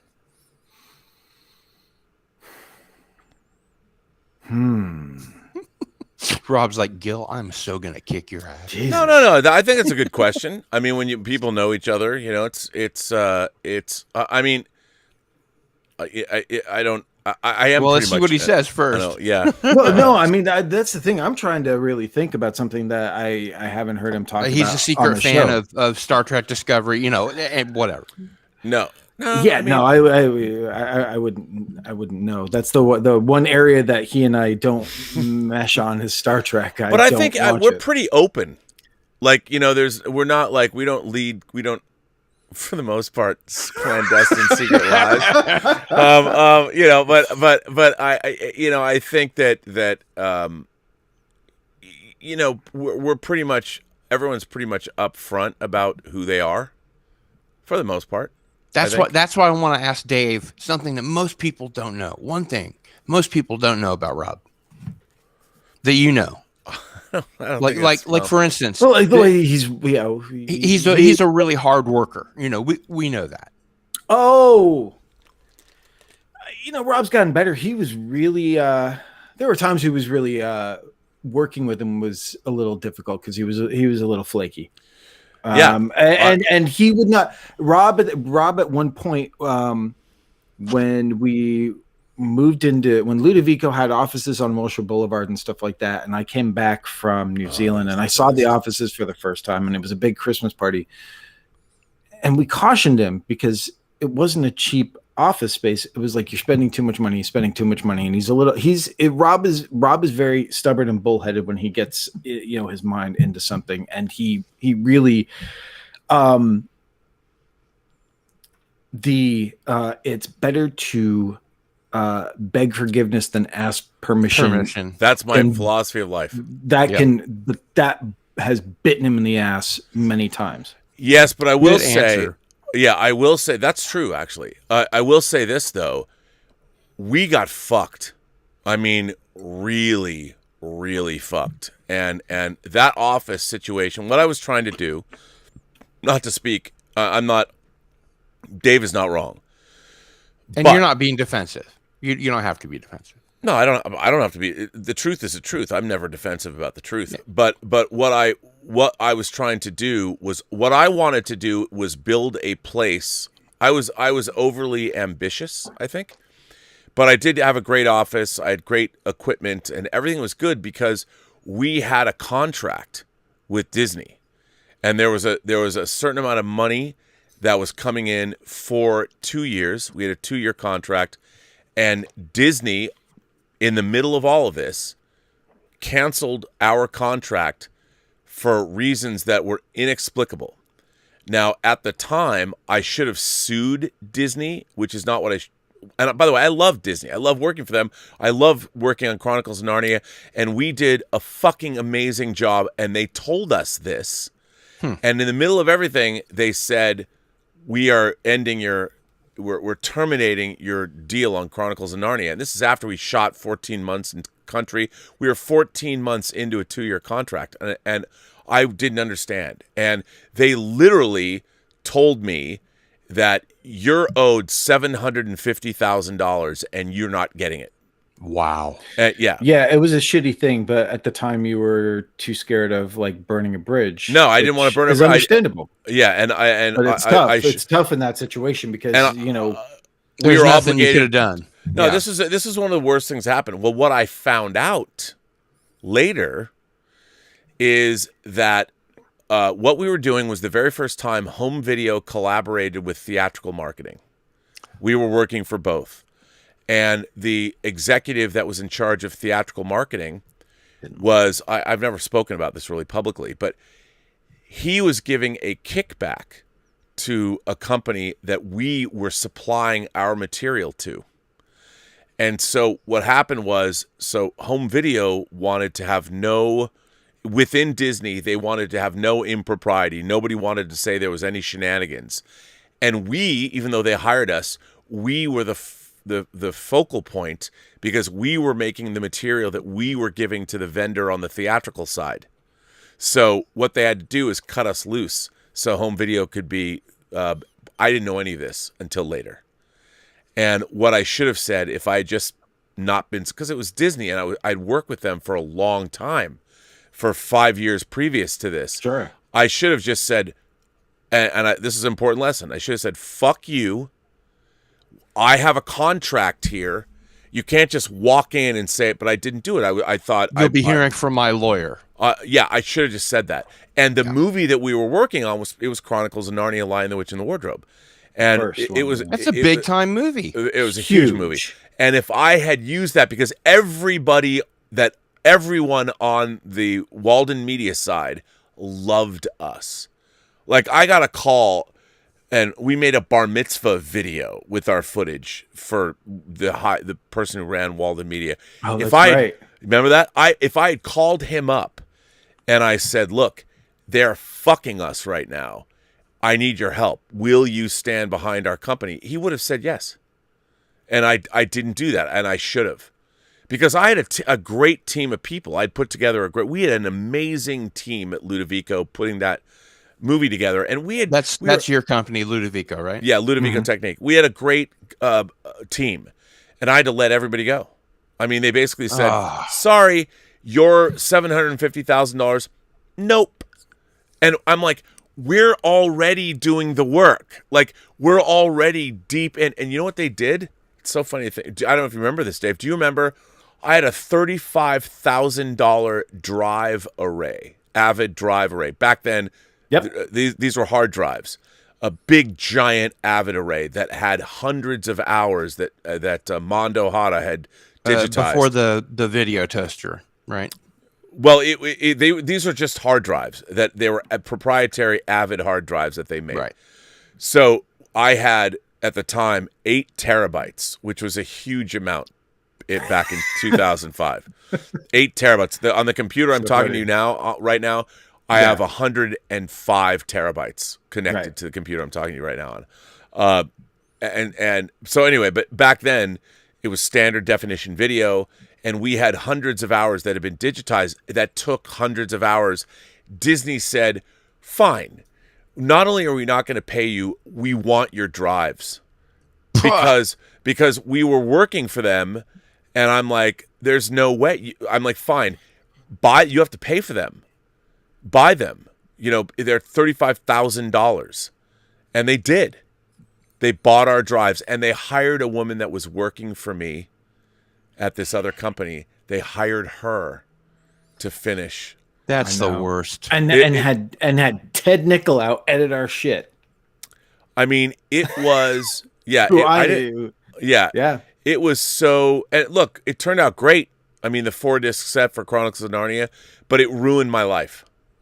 It ruined my life. It contributed to the end of my marriage. It was terrible. I'm really sorry that happened to you, but B, did that question provoke a hell of an answer? Now, Rob. Wait, but hold on. Just before you go on, Gil, 2 questions. I saw Ash. No, I don't tell Rob not to spend money on his hot toys because I don't work with him anymore, and I'm not his mom, and I'm not Elizabeth. And Jason 666 King. By the way, they're a tax write-off. I agree with you. Menace to Society's fucking metal. It's fucking awesome. It is awesome. Okay, Rob. Now I'm going to get a drink. I don't want to hear this. No. Something about Dave that we probably don't know, but would probably be okay for us to hear on this. You can say a lot of things because most people don't know who the fuck I am anyway, Rob. So, I mean. You know what? Dave, Dave is much sweeter than you might think. He comes off as maybe a little abrasive, a little hard edge, but kind he's of not. metal. Dave Parker a sweetheart. is a very sweet guy. Yes, and he has. I got a heart of gold. Yeah, and but also yes, he does, and I don't think a lot of people know that about him. It might not be metal or whatever. Hey, really? Gil, I got to ask you. I have a line of people that want to jump on the show. Would you mind if I swapped you out for someone else? Not at all. I had no idea. It's been great talking to you guys. Dave, thanks for everything that you do. Awesome to meet you, man. Thanks so much. This is great to meet you. Great questions and great discussion. Thank you, Rob. This is great. You know, I'm a huge fan. Yeah. I understand you have a stream tomorrow, but you're so invited to my stream. They usually go like 6 to 8 hours. So oh, wow. Well, there you go. I'll send you a link, and if you can make it, that's great. If not, cheerio. All right. Well, thanks for being here. And thanks for having me. I want to make sure that because we'll allow other people to come in. For those of you who don't, I think I've got a line, but I don't know. When Gil signs off, I will see because I can only get 2 people at once. Right. So there is the link, and if you want to try that link, remember you have to have a good connection. You have to have a good connection. So. And the right setup. And the right setup. Like we do. A good connection. Yes. Totally. That was nice, Rob. You could have said so much shit about me, and you just said I had a good heart. Well, but you do. I think I appreciate it. Thank you. People don't know that about you. And yeah, so if anybody, there are people I know that want to come in. If you want to come in and be live on the show right now, look, I'm putting this question mark. You can be. We will add you to the show. And I know because I'd seen people that wanted to be there. But anyway, Richard K. sends in another super chat and says, "Save or kill. Star Trek, the original series, is Star Trek, the Next Generation." Come on, man. Original series. Yeah, TOS. First of all, TOS is Star Trek. Okay, we got. By the way, we have somebody else. Jason, just Jason. Jason, are you here? We cannot see you. I cannot see you. Are you here? I don't hear you. I don't see you. There is just blackness. I don't know what to tell you. Jason, I don't know if you got your camera on or the right settings, but I'll give you a chance to work that out. Severed Heart says favorite metal bands: Black Sabbath, Def Leppard, Guns N' Roses, Motley Crue, and Warrant.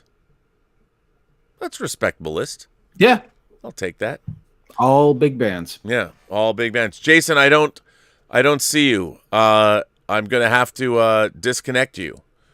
But if there is anyone else want to jump in, once again, Get metal with us. Get metal with us right now. You can. And I'm putting you in the live chat. You are there. Jump on in if you want. If not, what can I say? And you're going to give me a minute because I'm going to pour myself another drink. Yeah. So I got to jump off for a second. Are you jumping? Well, okay then. I'll go walking away. I'll go full frame. I'll go full. You walk away. And Terje says, "Ooh, the living daylights." That's what he says. By the way, Aha, decidedly not metal. I love Aha, but decidedly not metal. Richard K says, could we get a Jaws 5 about a young Quint aboard the USS Indianapolis after it sinks, going up against the sharks from his story in Jaws 1? I mean, you could. Unfortunately, I don't know if that would be a great movie necessarily because everybody's stuck in the water. I think that, the bum, the atomic bum, it's so great. I love Robert Shaw's story there. Oh, wait, we got somebody else. Who else is here? Jason is back. Jason, I've got Jason. You are here. Can you hear me? Jason is here. All right, you're back. I'm going to put Jason into the chat. Jason is here. Let's add him. Let me just, as I'm talking, I'm going to bring him in, Dave, and we'll put him in. And Jason is going to get metal with us right now. Hello, Jason. How are you, sir? Where are you? Oh, I'm in my mom's basement, bro.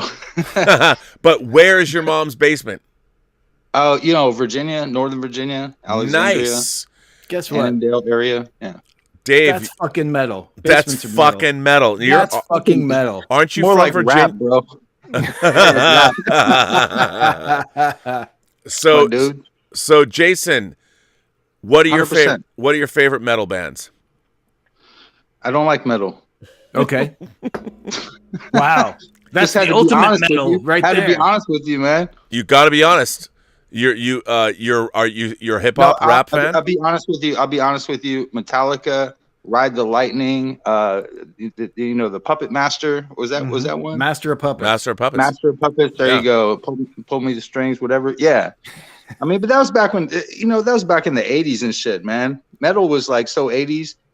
Super. Rob, I used to I was teasing you a couple times about Excalibur because I think Excalibur is one of the most metal movies of all time. Dude, it is one of the yeah. most metal fucking movies of all time. I love Exactly, Excalibur. but that was like if we want to look at like what's metal these days as far as film goes, I mean, I would pull up something like Alita the Battle Angel. You know what I mean? Yeah, you know what? You're not wrong. I mean, literally, Alita Battle Angel is fucking metal. Literally, 100%. It's about metal robots. It's fucking great. That's a good call. So let me ask you this. So you're living in... I was saying, sorry, Wagner is like the fucking metal of his day. Yeah, well, and they use that in Excalibur so well. So Jason, you're Yes, living sir. you're living in Virginia, and you're an imagination connoisseur. Yes.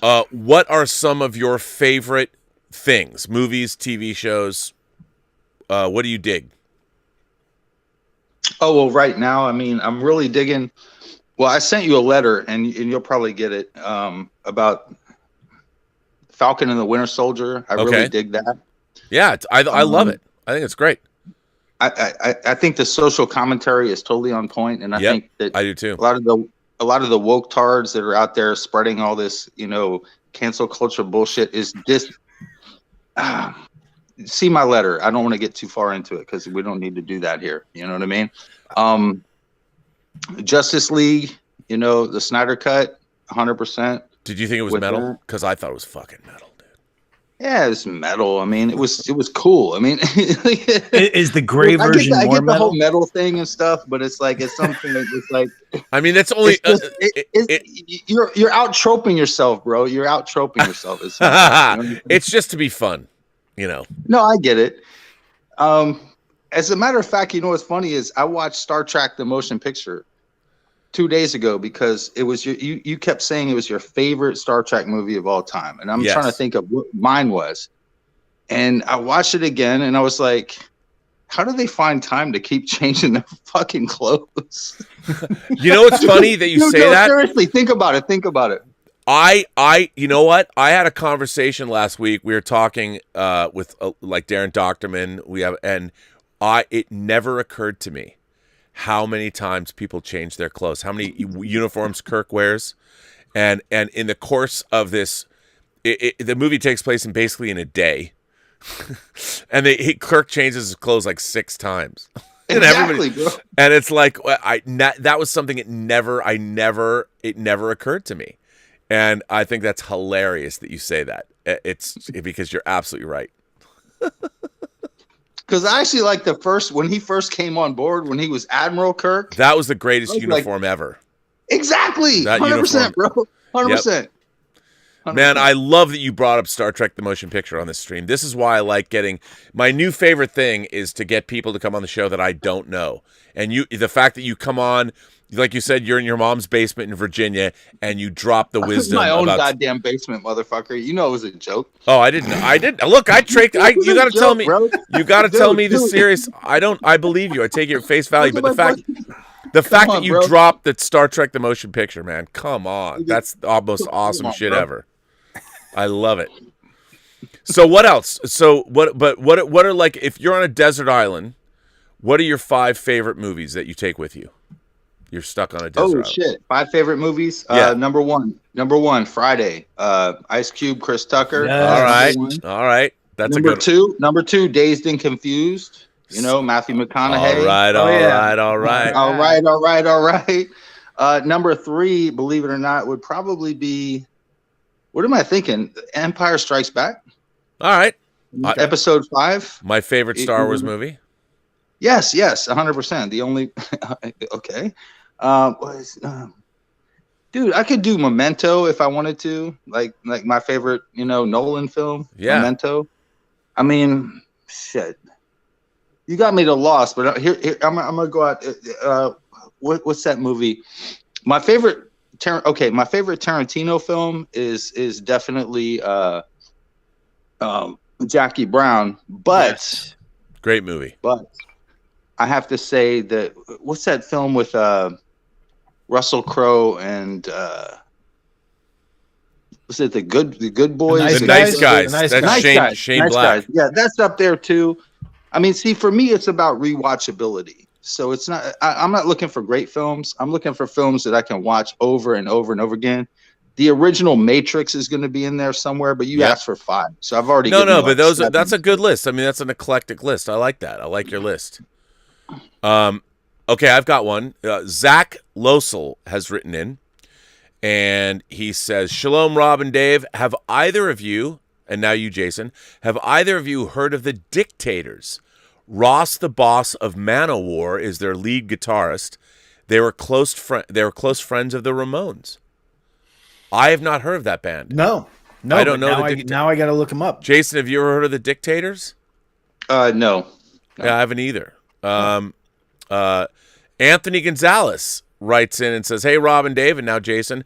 Rob, at one point you responded to one of my questions way back, and you mentioned that Ethan Irwin who you work with at Silver Pictures, was also a stand-up comedian. I 100% thought you were joking.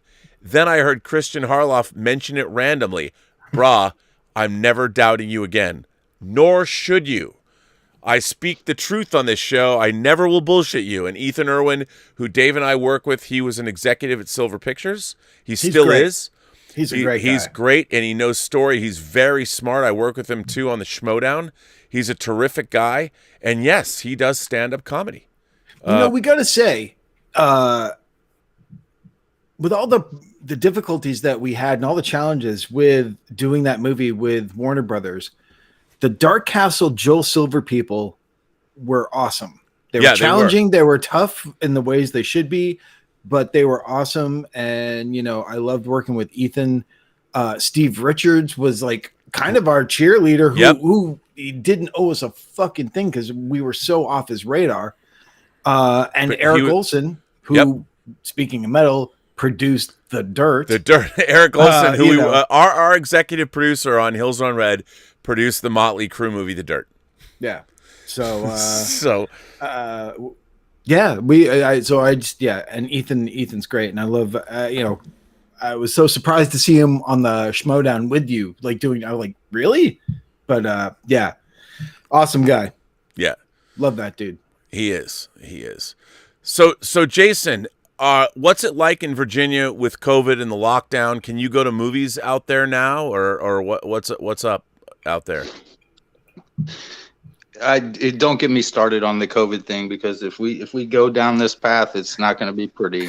I'll be honest with you. I don't know about movie theaters. I did send you I sent you a chat one time where I said I took my kid to see the Joker. I actually took him out of school. I called him out of school and took my kid, and he's like, he's in 5th grade. So I took him to go see the Joker, which is an R-rated film. Wow. And that might have really. I said, does that make me a bad parent? Does that make me a bad parent? And you actually hearted that comment. No, I have no idea what theaters are doing. What I know is that schools are closed, and I hate that. I'm an essential worker. My wife is an essential worker. We show up every day to work.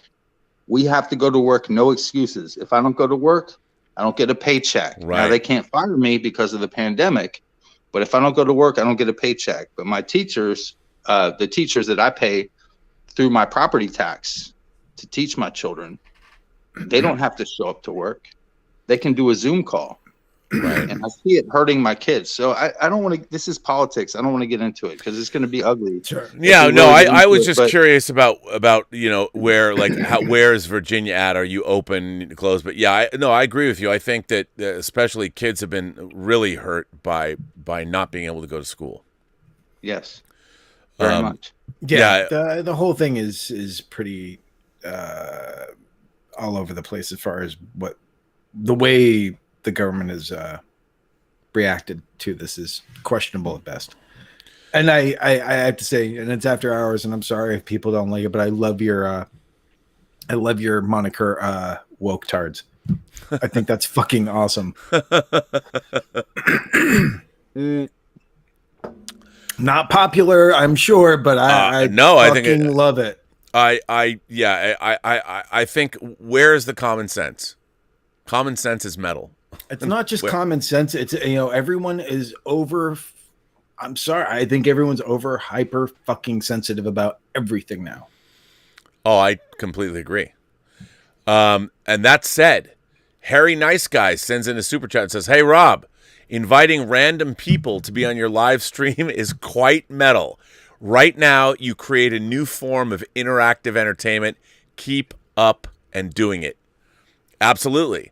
Fuck yeah. So Jason, it's ballsy of you to come on, and I kudos to you for coming on and being an imagination connoisseur, not afraid to show your face on a random stream late night at 2:00 in the morning. So it'd be 5:00 for you, right? That's fucking metal.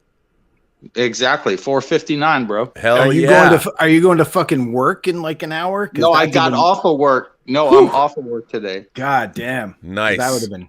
But I do work at night, so I'm up at night. So Gotcha. Yeah. So you have to stay up. You got to keep those night hours. So let me ask you this: Are there movies that are coming out that you're looking forward to? Like, what do you want to see? Dune. Oh Dune. man, 100% man after my own Dune. heart. 100% Dune. I can't wait. I'm so excited for that. That's my most Of eagerly. course, Mortal Kombat's coming out in a week, so we'll get that. We'll get that on HBO Max. And But that I'm looks. saying Dune's where I'm at. So yeah, go. Me too, man. I can't wait to see Dune. I'm look. I read the script, and as a matter of fact, I covered it on one of my shows, and Warner Brothers hit me with a copyright strike, and I had to take it down. Fucking cheater. Yeah, but that's the thing. Why You're a would you cheater, want to? bro. Why would you want to read the script? Why do you want to spoil it for Exactly, man. yourself You're a before? cheater. Just go in blind. Well, I don't dude, get this. What, dude, I this is read- the thing I don't understand about all of this stuff. I'm going to go on this 100%, bro. rant here for a minute, man. Everything about what it's like. Let's report every bit of minutia before the movie comes out, so there's no magic left when you go see it. Yeah, but it is based on a book I've read like 5 times Then why do you need to read the script? because I wanted to see how what they did, Wait till How you they see the adapted it. movie. How they adapted it. 100%. and they did a fantastic job adapting the book. They really did, and what's not, and it was so funny because my review of the script was very complimentary, and to me it's like, what do you? It's not like we haven't read the book. It is still Dune. You're still making the movie of the book, So, what can I you just do? don't get the why. I like to go in to every movie as blind as I possibly can. The less I know, the better. Even if I've read the book, I know there's going to be differences. Sure. So I'd rather not. I try to avoid like Godzilla versus Kong. I didn't watch trailers. Well, yeah, I This avoided. was like, let me just go in. Uh, That's what's fun. Zan 187 sends in a 3-pound super sticker.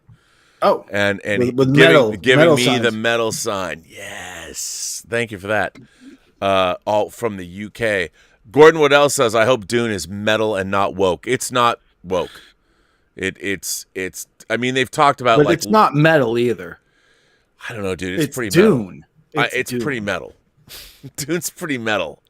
Maybe the Toto soundtrack is. No. I mean, the brutalist architecture and the design, the costumes, the fact that the Fremen, come on, the Fremen are metal, dude. Those guys, they will fuck you up. And I think it's gonna be great. I think it's gonna be great. So Jason, how old you have a son? I have a son and a daughter. Yeah. How My daughter's 16. My son is 12. So yeah. now are they also imagination connoisseurs? Do you share? Do they like to watch movies? You said you took them to the Joker.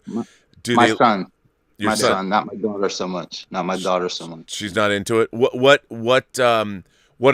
are kids into these days? Like, are they big into their phones, video games? Like, TikToks.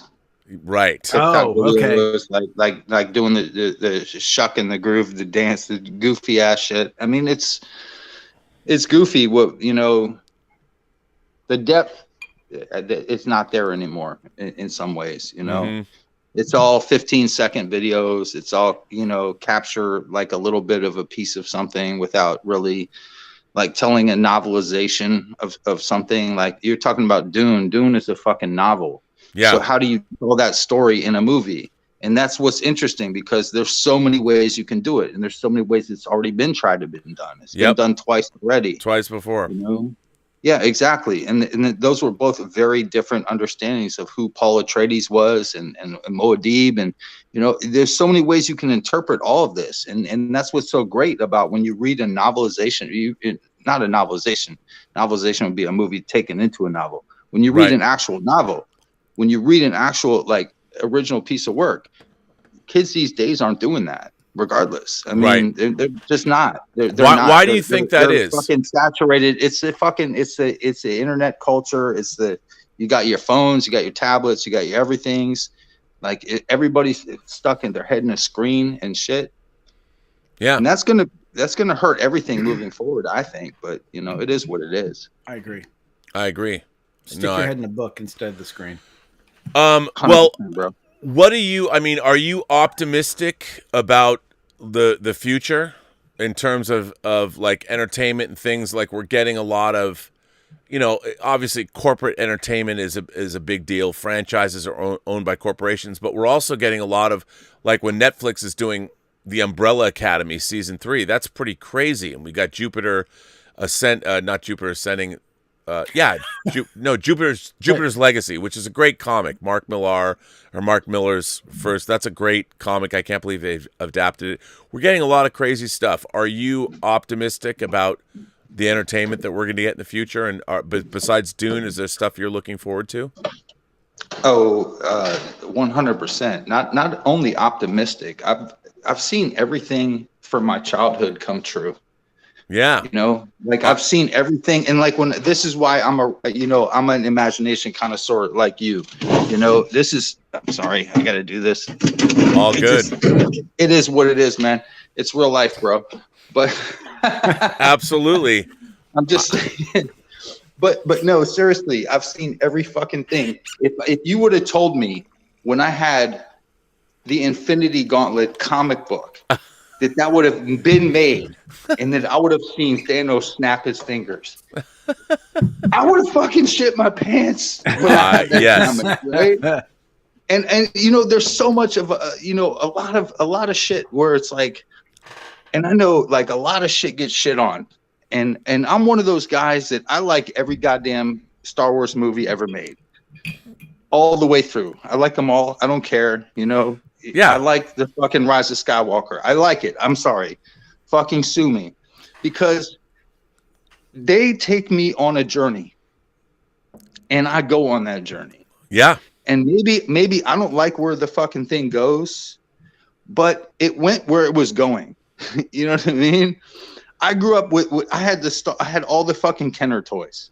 Yeah. I had the fucking Darth Vader, the fucking Darth Vader thing that you could keep all the fucking toys in. I had that. I had all of it. I had the Millennium Falcon.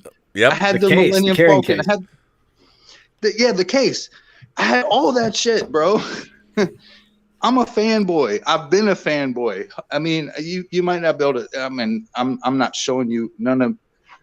I can't show you my shit because I'm flipped around. But if you could see any of the fucking shit that I have, like I have fucking toys. Oh yeah.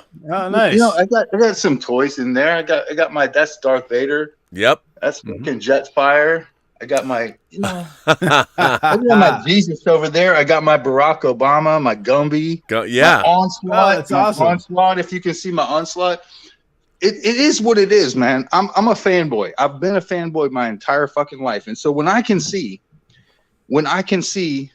all this stuff brought to the big screen, 100% I'm optimistic. That was your question. Am I optimistic? Yes. 100% I'm optimistic. You know what? You just stated exactly how I feel. There's all the fact, like I love that you said when I was reading the Infinity Gauntlet, if somebody told me that this was going to be on the big screen, I would have laughed. I would have said that I was going to see Thanos snap his fingers. You put it perfectly. That's exactly how I feel. Like, oh my God.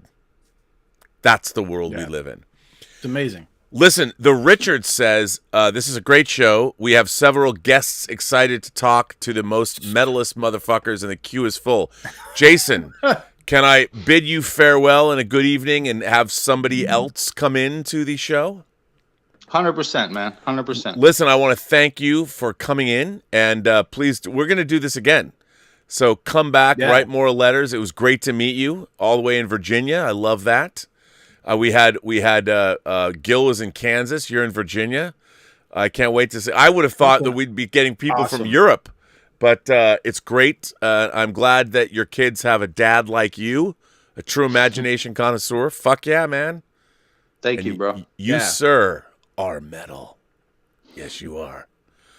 All right, I will let you go, and we'll see who else is going to be here.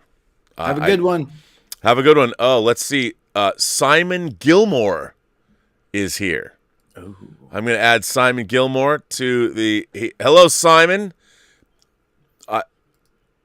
Yo. We're hearing the... we're hearing the delay. Our delay. We are hearing our delay. Let's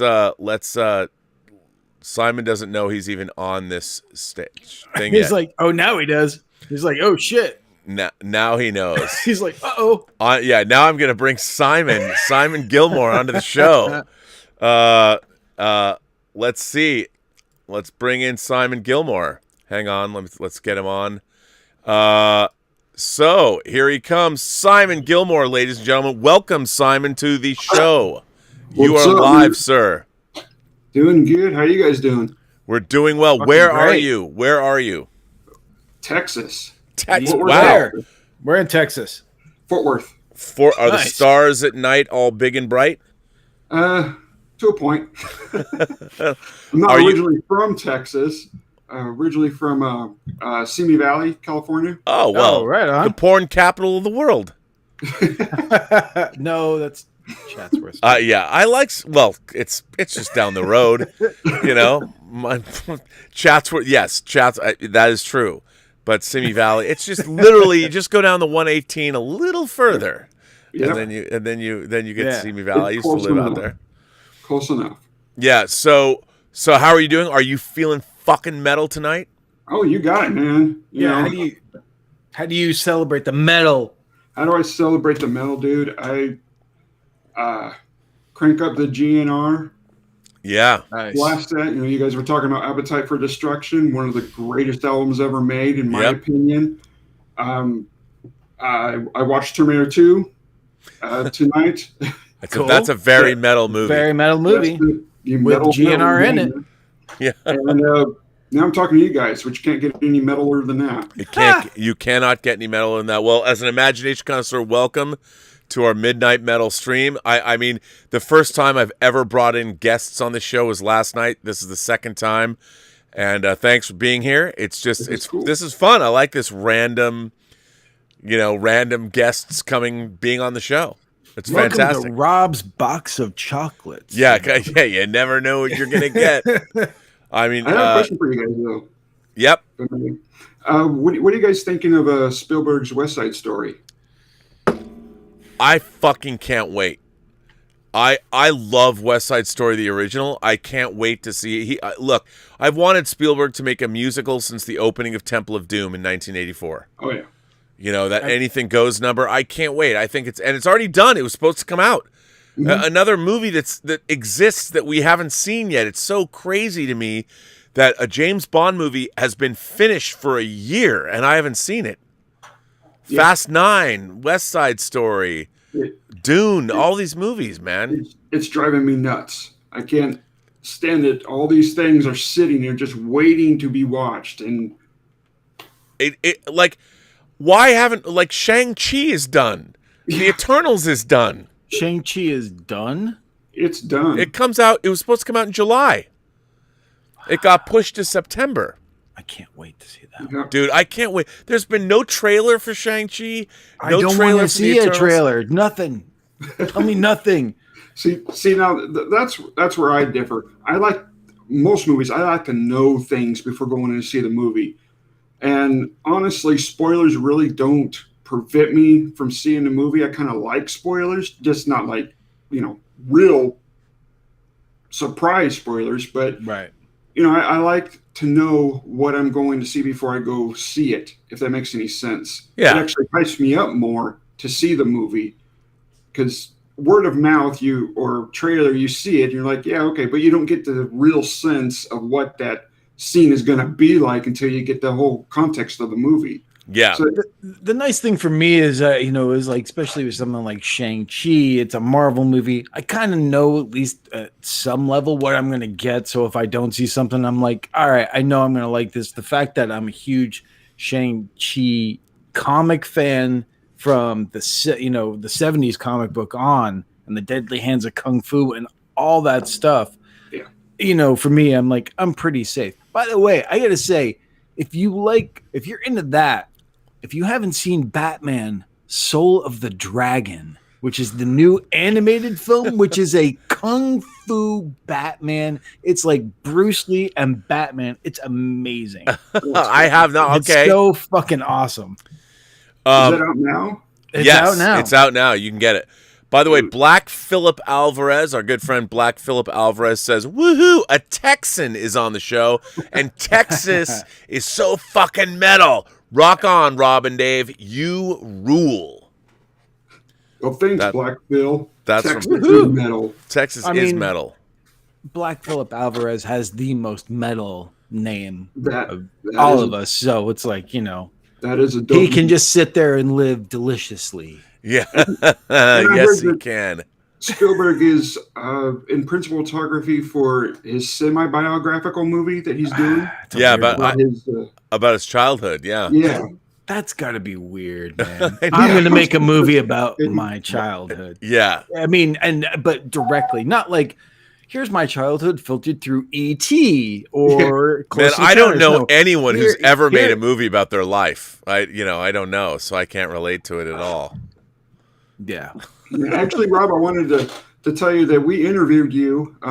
My brother, we're Twin Flicks. Oh yeah, of course. Yeah, we interviewed you a few months ago, which was a real delight, and we've gotten a handful of other interviews. We interviewed Kenneth Johnson from V and Yeah. Incredible Hulk. Look, I read his book V: The Next Generation.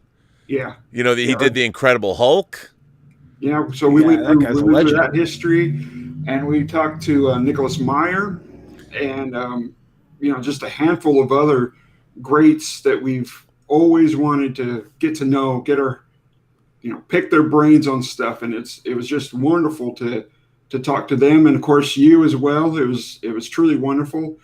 So I'm going to be a shameless plugger here. If Please do. anyone wants to see these interviews, I think we got about 18 of these interviews, and we got more content coming all the time. It's Twin Flicks here on YouTube.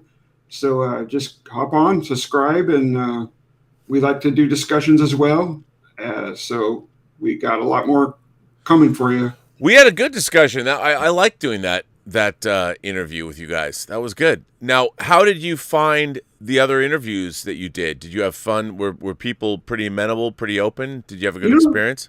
It was really interesting. I went on Instagram and befriended them, or friended them on Instagram, and I just sent them a message. I just sent them a direct message, and they were very open. They were really glad to do it.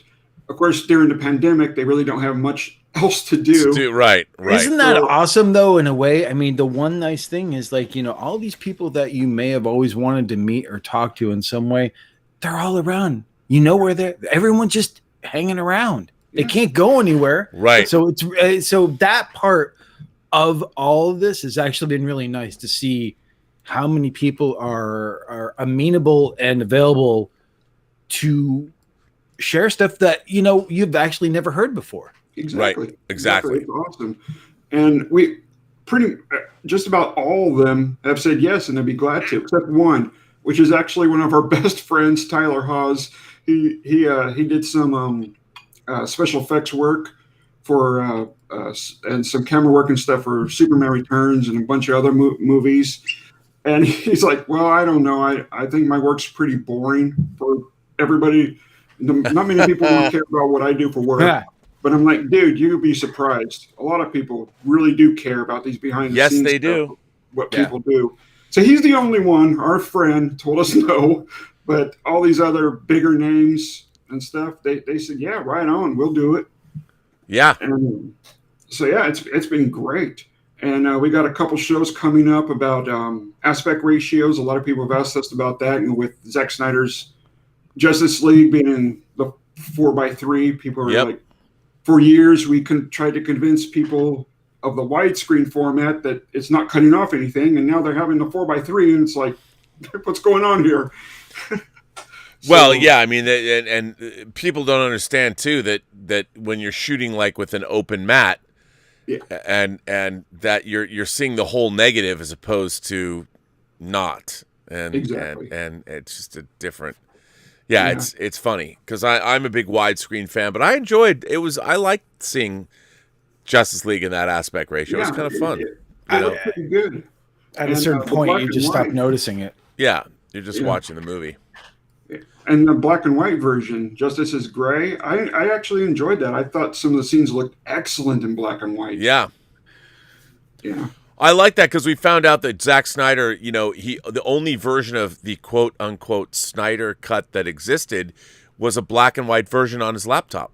Yeah. That's what he had. And it was interesting because I thought, I heard that it's different, but when I first heard that he had a black and white version, it made sense to me because if you're cutting a movie that has a lot of green screen in the background, or it would get distracting after a while, and to cut it in black and white, the green of the green screens are not distracting. So I was thinking maybe that's why they did it. That isn't actually why they did it, but I thought that maybe that could have been a reason. But it makes sense. And I think that's why I wanted to do that version, because he'd been looking at it for so long. In his mind, I love this black and white version of this movie. Why not do that like they did the Mad Max Fury Road black and white version? So I don't agree with the Mad Max Fury Road one though. I didn't like the black and chrome version. I mean, the movie's so goddamn colorful. You can't go, oh, I prefer. It's like when you make it that colorful, you can't go, oh yeah, I prefer it to be black and white. It's like, come on, man. Yeah, I agree with that. The Mist is the one that I feel benefits from going into black and white. Oh yeah, The Mist was excellent in black and white. And with Mad Max, I liked the non-action scenes, which are very few, the non-action scenes in black and white. When it went to the action, I wanted to see the color.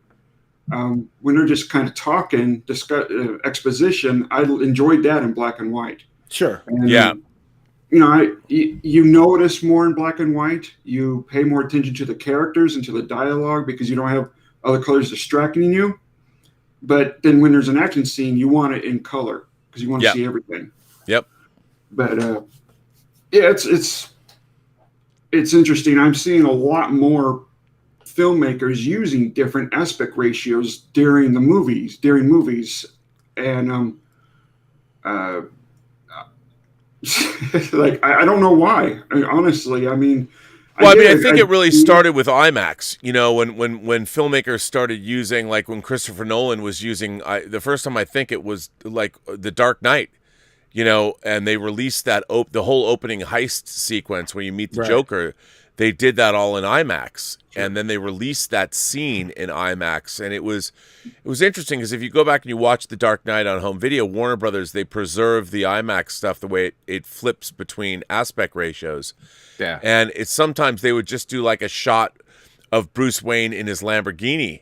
And just that shot where the camera's on him, that's in IMAX. And I'm like, I get it. They wanted to get that dramatic. But I think that was sort of interesting that they were able to preserve that idea. I think it's cool. And then as they use more and more of IMAX cameras, like on Dunkirk or something, it was interesting to see how that all worked. But, the thing about Zack Snyder's Justice League is it's so crisp. I can't wait to get in a home video. They've delayed it's coming out next month, like the Steelbook is. I can't wait to get it. So that's going to be metal, man. That's going to be awesome. Literally in a Steelbook. So metal. I got one last question for you guys. I'm a filmmaker myself, but I know you guys have a lot more experience than I do. The question is, with widescreen framing, why do directors choose one over the other, such as you see like Raiders Lost Ark or the indie movies, they're in 235, but then Jurassic Park is in 185. What is I can tell you the answer about that. The thing about Jurassic Park is because the dinosaurs are tall, and if you watch Jurassic Park, the first Jurassic Park, Spielberg shot all of the dinosaurs from people's perspective.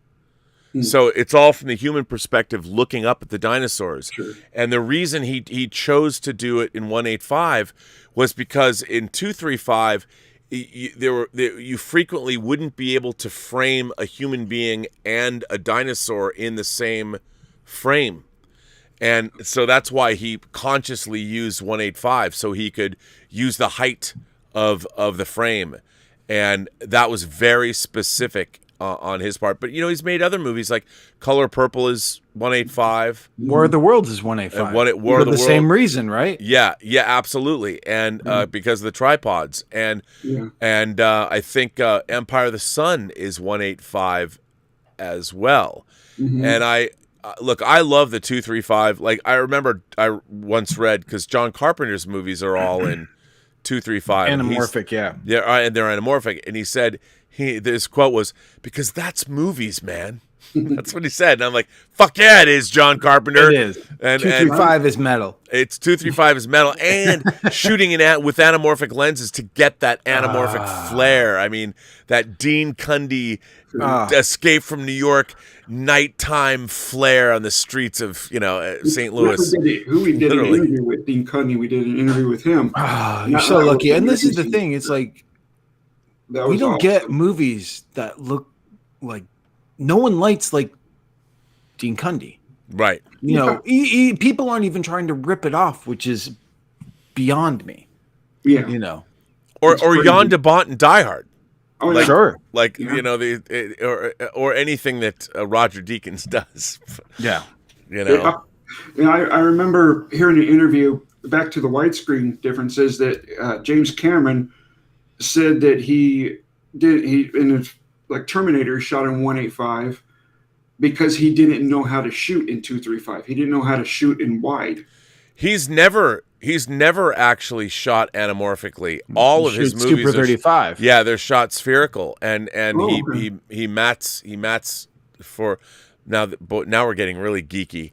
But yeah, he's never done that. And I think it's interesting. Like I'll tell you, like the movie that I worked on, Tango Shalom, was shot open matte, and we it's 239. It's 4K. It's when you're doing it in 4K, the proper 4K aspect ratio as far as pixels goes is 4096 by 1716. That is 17. So it's 4096 by 1716. pixels. That's the actual 4K widescreen format. That's 239:1 in 4K. There you go. Yeah. Wow. Yeah. You say this is geeky stuff, but I love this stuff. It looks like we all love learning about this stuff and talking about this stuff. Oh yeah. It's awesome. I mean, we breathe it, eat it, sleep with it. It's like goddamn fucking film is. What did Bart Simpson say? The unforgiving bitch goddess or something. It's like it's true. It's true. It's like Jesus. Well, listen, Simon. There's more people that want to come on. I want to thank you for coming on the show. Yeah. And it's good to see you again. And I'll go watch more of your because I know you've been sending me whenever you do an interview. You send me a notice like who you're going to interview next and all that. Congratulations for everything you've been doing. Thanks. How cool is that? Very, very cool. Yeah, we had a lot of fun doing it. I'll definitely check some of that stuff out too. Yeah, please. Sure. Yeah. Well, thanks for interviewing me. Thanks for being on the show. Thanks for being fucking metal, dude. Yes. Metal. Yeah. Hey, Rob. Yes, Dave. Yeah, you too. So, it's been fun. Wait. All right, Simon. I will let you go. Okay. All right, man. See you, bro. So, Dave. I'm sorry. I just keep seeing in the chat Armando Bizarro, who's saying a lot of things, and I'm like, that can't be our Mondo. Mondo Hada? I don't know. Who worked with us. Yeah, I know Mondo, who I probably still owe money to. So it's definitely not him. Could be. He's saying a lot of great shit. Well, I'll tell you, if anybody who's next, I don't know if someone's popping in. There is the link. Mondo has the Dawn of the Dead, the original Dawn of the Dead one sheet. No, the key art as his thing. So if anyone wants to, come on, Mondo, jump on there. Yeah, come on in. Anybody that's out there, you can. So if someone wants to jump in and join the conversation, this has been a lot of fun. I love talking to people. Dude, getting it's new awesome. people. I mean, I got to thank you because it's like I said last week, it's your show, Bear. It's your show, Bear. But yeah, man, I love Michael Wincott and talk radio. Speaking of metal moment, where did I meet Michael Wincott? Outside of the whiskey. Really? Was he a good guy? He was awesome. He had 2 ladies on his arms. Just the way you want top dollar to be. Do you know he's like in his 60s now? Who cares? I know. He's awesome. Michael Wincott is the most metal, not just because he was in talk radio and The Crow, but man, and not only was he Philo Gant in Strange Days. That's right. And he was in 1492. Robin Hood or the Musketeers? Well, he was in both, wasn't he?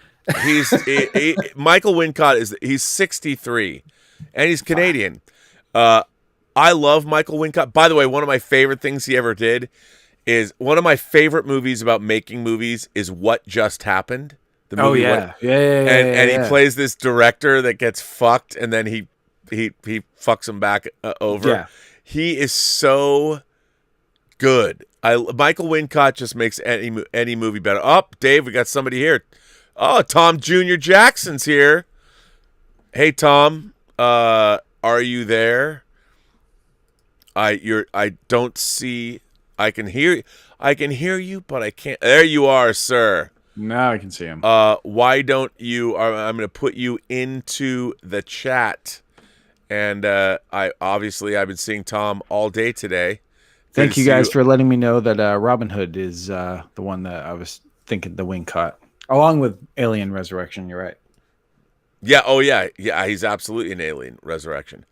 So we got Imagination Connoisseur par excellence.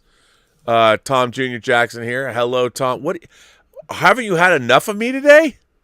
I think you'd be so sick of me. I wanted to come and join the fun. Well, welcome, sir. Good to see you again. Good to see you again. It's like 5:30 where I am. Yeah, where are you? I'm in Connecticut. Wow. So we're getting the entire 50s. I would have thought we'd be people from Europe, but oh no, we got people from the East Coast, Virginia, Connecticut. You know, it's 5:32 in the morning where you're at. Why are you not asleep? Because I came to enjoy the fun. Well, that's good. Fucking crazy. I'll take and metal. That. Metal. That is fucking metal. Enjoying the fun. Terje Tiberius Mork, my friend from Norway, says the Snyder cut is so sharp I could use it for a circumcision. Ooh. Or use it for circumcisions. Yeesh. Dang. Can you imagine like using if you actually had a 70 millimeter film strip like at someone's bris? You're like a bris. Here we are. It's like I don't know if it's that metal. Have you seen the Ahsoka Hot Toys figure coming out? People are like, have you seen it? Yes, that's already been pre-ordered. That looks so metal. The deluxe version. It does. And you know what? But I have to say, I'm getting a little tired. Hot Toys keeps announcing all of these figures. They don't come out till mid to the end of 2022. And it's like, that figure I think is September 22. And I'm like, that's 18 months away. That's more than 18 months away. And like, God, man. I mean, again, I could be dead before I get that Hot Toys figure. But I guess it allows me to finally get my Modu cases in place so I can have a place to display my figures. Oh, yeah. There will be a hotline for Hot Toys addiction soon. I know. So you can get help. My brother's girlfriend gave me this. Nice. Poison Ivy. Oh, wow. Your camera has actually, it's pretty neat. It's showing you, it looks like our motion dancing. Your Poison Ivy's like, look at that, like in a hula dance. Yes. I don't know what happened to your picture, but Tom, you're frozen. I don't know why. Oh yeah, I see. Yeah. I see what you're saying. Tom has frozen. What can I do? Damn. Tom. I'm here. Oh, no, you're there. You were there for a second. Yeah, I'm here. I don't know why. That's so strange. Well, Tom, listen. I know that we have. I'm sorry, the camera's messed up. I will hang on. Yeah, this is my end. I will disconnect from this, but it's good to see you. And if anyone else, if you have, somebody else, WMK is here. WMK, you're. I can hear us. I can see you, WMK. But I see a couch and hear us. I see a couch. Yeah. Yeah. They're WMK. like, oh shit, I wasn't supposed to be on yet. I know. WMK, where are you? WMK is in the bathroom right now. Yeah, where is WMK? We can make up any other shit we want. What is he doing? What are they doing right now? Yeah, I don't know, WMK. I'm going to have to jump off and see who's next because you're not there. Oh, well. Next caller. I know. The next caller. If someone going to jump on, are you live? We this is kind Next of fun. caller could win Rob's newest hot toy. No. Oh, wait, hang on. Let's see. We got somebody else is here. Let's see who's here. Donnie Hartzell is here. Let's see if we can get Donnie on. Donnie disappeared. Donnie, you were there. I don't know what to say, Donnie. But you were there and then you weren't there. But if someone wants to come on, hey, you're welcome. You were there. Now you're not. That's not metal. Decidedly not metal. But let's see. Do we have? No, I got. We're all caught up on everything, on everybody. But I don't know where Donnie went. So if come back. Anthony Gonzalez, it's so funny. So Dave, where were we? Where our discussion? We were having a good discussion, and now it's kind of we have to get back to our discussion. Hang on, here's the link, and if anyone wants to join in, I don't know where everyone is, but I don't know. Where were we, Dave? It's now 2:37. It was a long time ago where we were. What's the most metal animated for you? Ooh, that's my first. Yeah, obviously, I'm not going to say heavy metal. I was going to say, and two-part question I had this argument with people when they were asking me like what I thought the most metal movies were. Right. And I said heavy metal was not a metal movie because the only metal song in it is The Mob Rules by Black Sabbath. Right. The rest of it is not. But is heavy metal a metal movie or not? It's funny because some of it is. Like I maybe Tarna the final, but you've got the goofy good Nyborg, man. You got the stoner like the Harold Ramis, the yeah. I mean Den's too goofy to be metal. It could be. I mean, I guess it could be. B-17 is pretty metal with the Gremlins and the B-17. It's Iron Maiden metal for sure. If they had metal music in it, I just don't think that. And I think like the poster for heavy metal, the poster art is all very metal. I just don't find the movie itself to be metal at all. And by the way, Jason King's here, but again, don't see him. Don't see him, don't hear him. Don't know where you are, Jason. I don't know why that is. But other animated things that you either shows. I mean, there's a ton of anime. Like Akira is metal. Akira is metal. I would say Akira's metal. And I think like Appleseed is metal. Okay. I think I saw someone say Fist of the North Star. Which Fist of the North Star is fucking metal. Fucking metal. Wicked City, I think is Wicked City's metal. Vampire Hunter D is kind of metal, I think. Devilman is definitely metal. Devilman's definitely like Jason. I don't know why I'm not seeing you, but I'm gonna disconnect you because I can't see you. I'm sorry if I can't see everybody. It's not you. Or it is you. I guess I can't see you. I don't know what to say. And I can't disconnect him. He's not disconnecting from Rendezvous. So I'm hoping to get somebody. If he disconnects, then I can get somebody else to come in. But yeah, I mean, anime is there's a lot of Japanese anime that I think is metal. Right, but I think like American Ghost in the Shell is metal.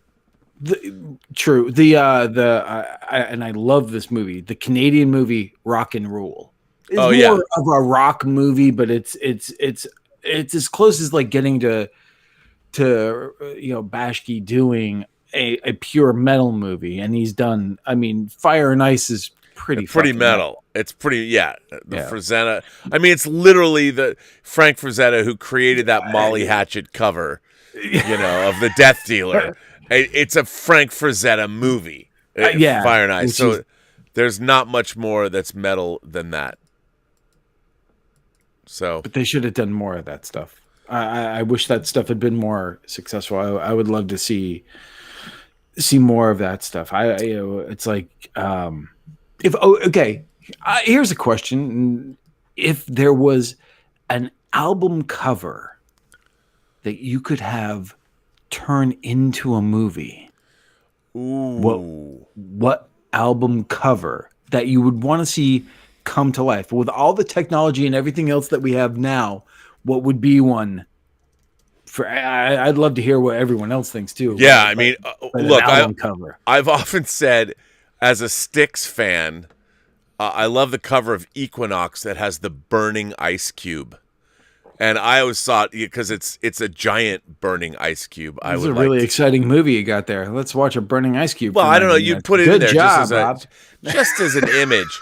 WMK is back, but again, I'm not seeing any image. I don't know why that is. I'm not seeing picture or sound. No, I mean it's images, things that I would like to see, like album covers coming to life.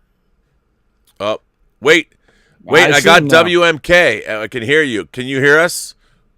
WMK, you're frozen. Oh, you're good. Are you good? Can you hear us? Do you have headphones? Because we can hear ourselves talking.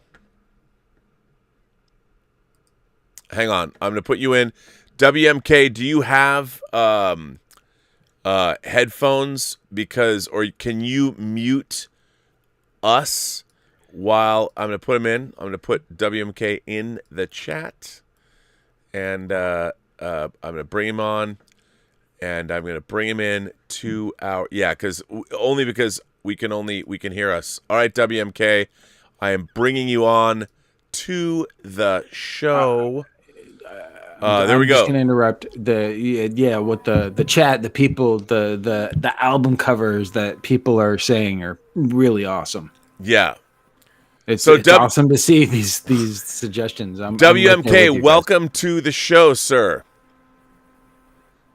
Can you hear us? Hi, Tom. Hello. How are perfect. Where are you coming? Yes. Where? Yeah, we can hear you. We can hear you great. Where are you coming from? Where are you at? I am coming from Serbia, and it's in Europe, and town is Zadar.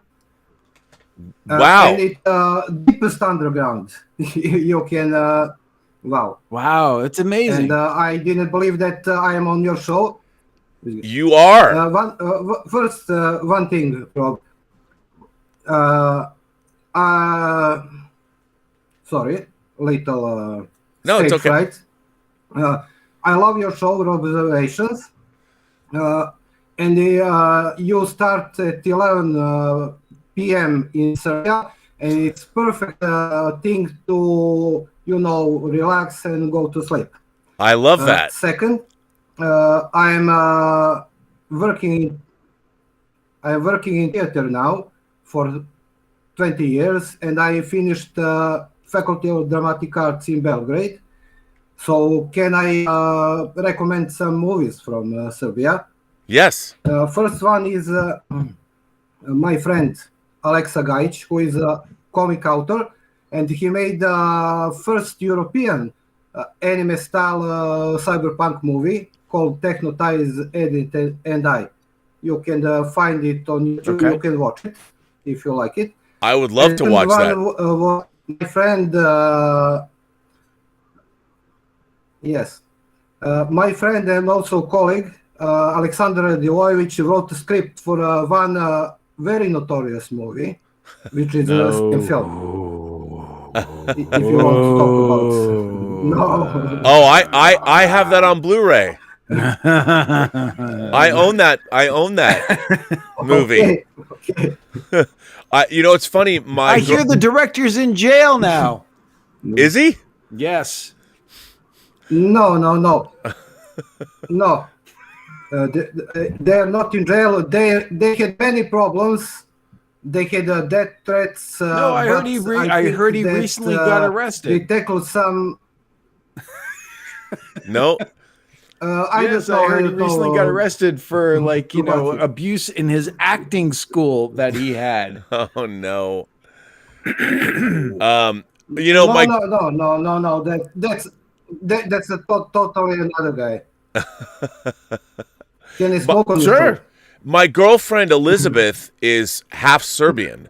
Her father's Serbian. Nikolic. Nikolic is her last name.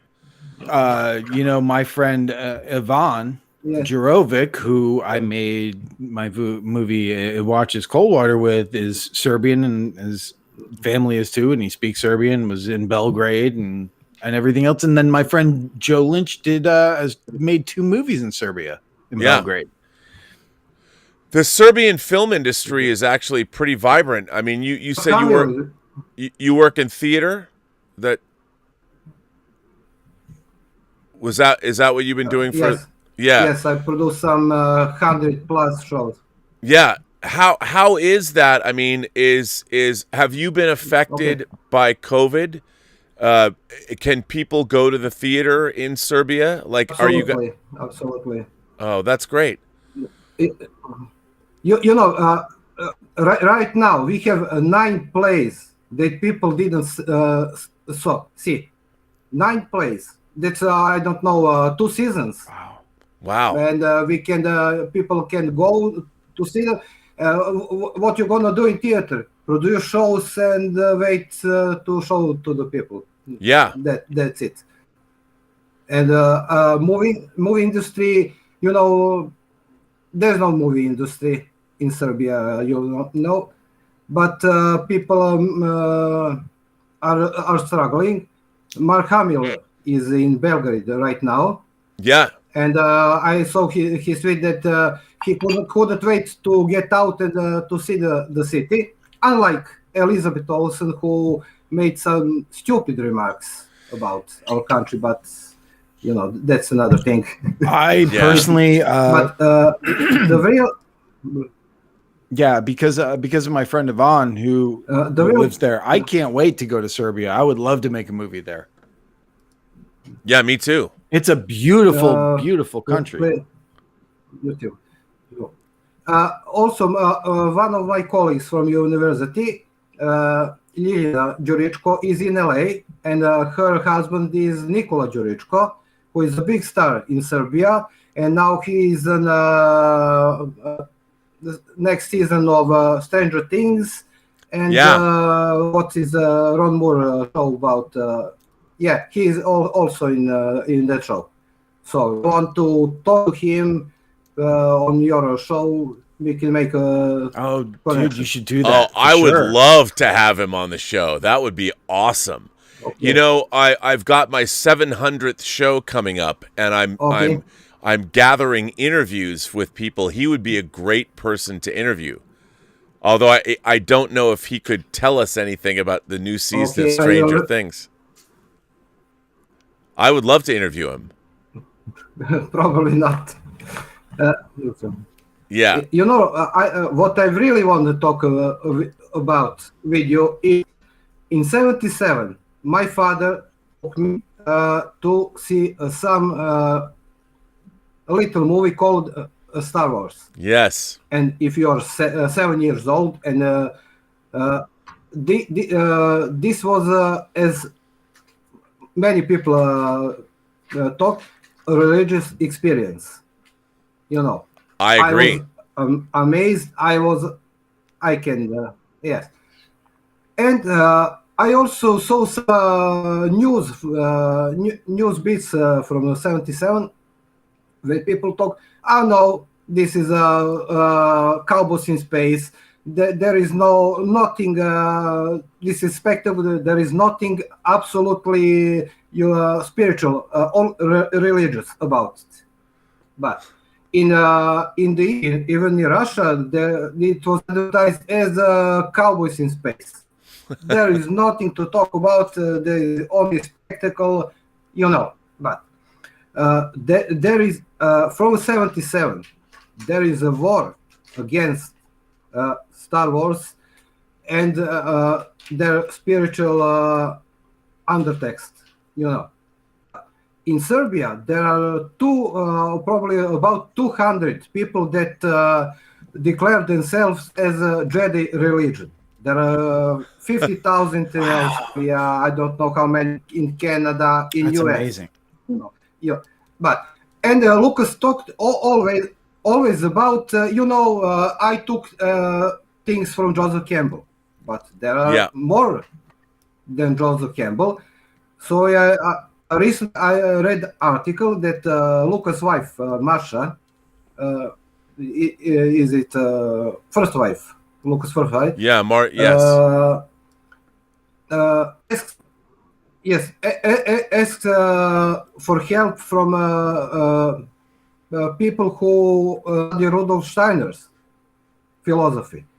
Yep. And some guy said, yes, I develop concepts for Marsha for the look, concept for, And then there is a Disney trilogy where there is, Force now can do everything. Hell, I don't know.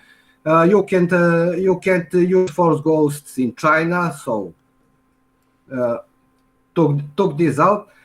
And I think that the main point that people don't bring up, on Nerdotic, Mid-Age, Dunkok, I don't know, is this spiritual part. Yes. If we can get back the spiritual part, things will work. And people will like, but there are many organizations that don't like this from '77. Yeah. What are your thoughts about this? No, I think you're absolutely right. It was interesting, like you said, saying the movie is just cowboys in space completely denies what Star Wars is actually about, and the idea that the especially in Star Wars, this idea of the Force, now it's changed, but in the original Star Wars, anyone could learn to tap into the Force. Anybody, meaning the audience, any one of you had the potential to reach out and touch that energy force. And it's kind of changed. It's become more elitist. But in Star Wars, Luke was... You don't have to be part of a Force family. Like, it's not royalty. Being strong with the Force is not about royalty. It was anyone. Yes.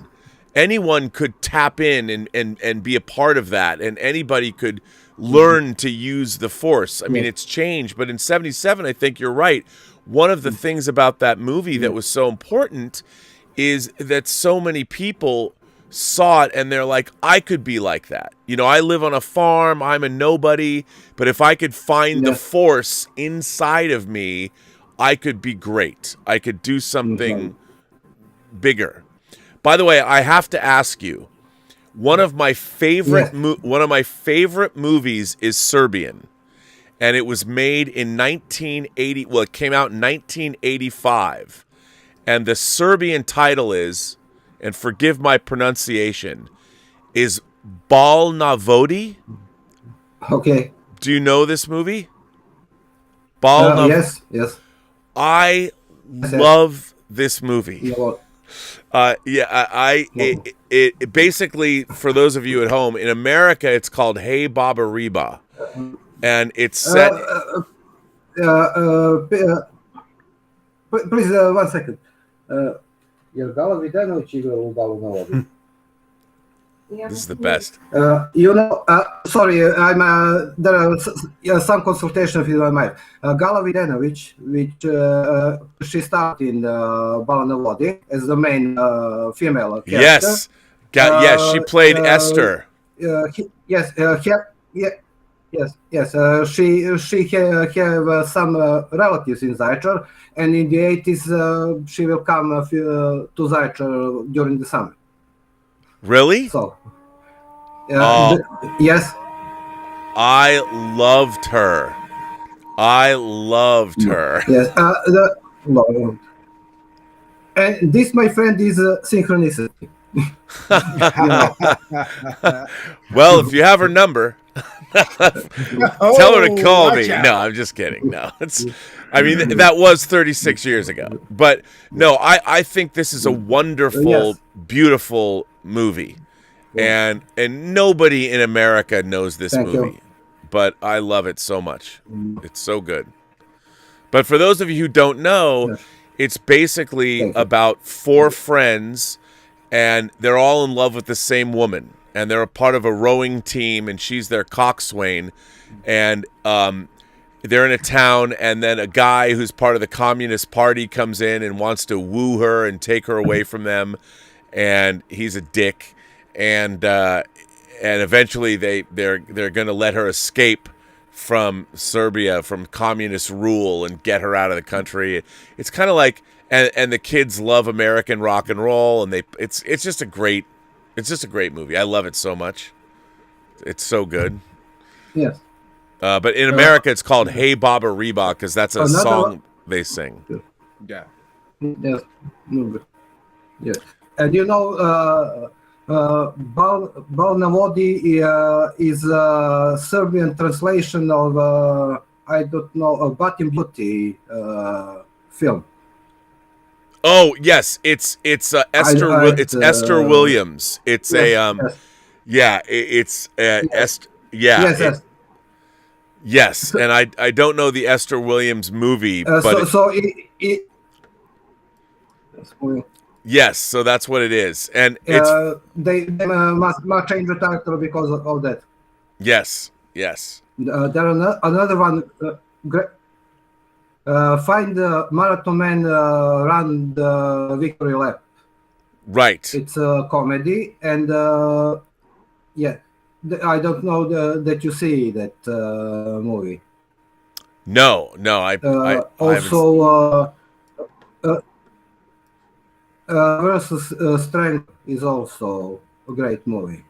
Yeah, you can find it on YouTube. Oh, I'll definitely check that out. Well, listen, I want to thank you for being on the show. This was exciting, all the way from Serbia. That's really cool. It's really cool. Really awesome. Okay. Yeah, it's awesome. So, I will send you a message with a link for Nikola Jorichko if you want. That I would love that. That would be fantastic. Thank you. Well, listen, I want to thank you for being here, WMK. And it was great to have you here all the way from Serbia, an imagination connoisseur all the way from Serbia. Fantastic. So, my best to your family, and on this Sunday, thank you for being here. And we will see you. Please send me information, and we will see you again. I will. All right. Bye. Bye-bye. I will send you information. Also, if you want, okay. Yes, send me anything you can, please. Yeah. All right. Okay, I will. How cool is that? That was so cool. Serbia. All the way from Serbia. That was amazing. And by the way, Hey Baba Reba. I'm gonna check this out now. You gotta like. Oh, dude, I love that movie. I love it so much. Wait. Black Philip Alvarez himself is here. Let's get him into the show. I'm a little intimidated now. Are you don't be intimidated. Let me get I don't him. know if I'm ready at 3 a.m. to live this deliciously. Yeah, 3 a.m. is the time you are going to live deliciously. Jesus. I mean, come on now. I mean, isn't that the time we all want to?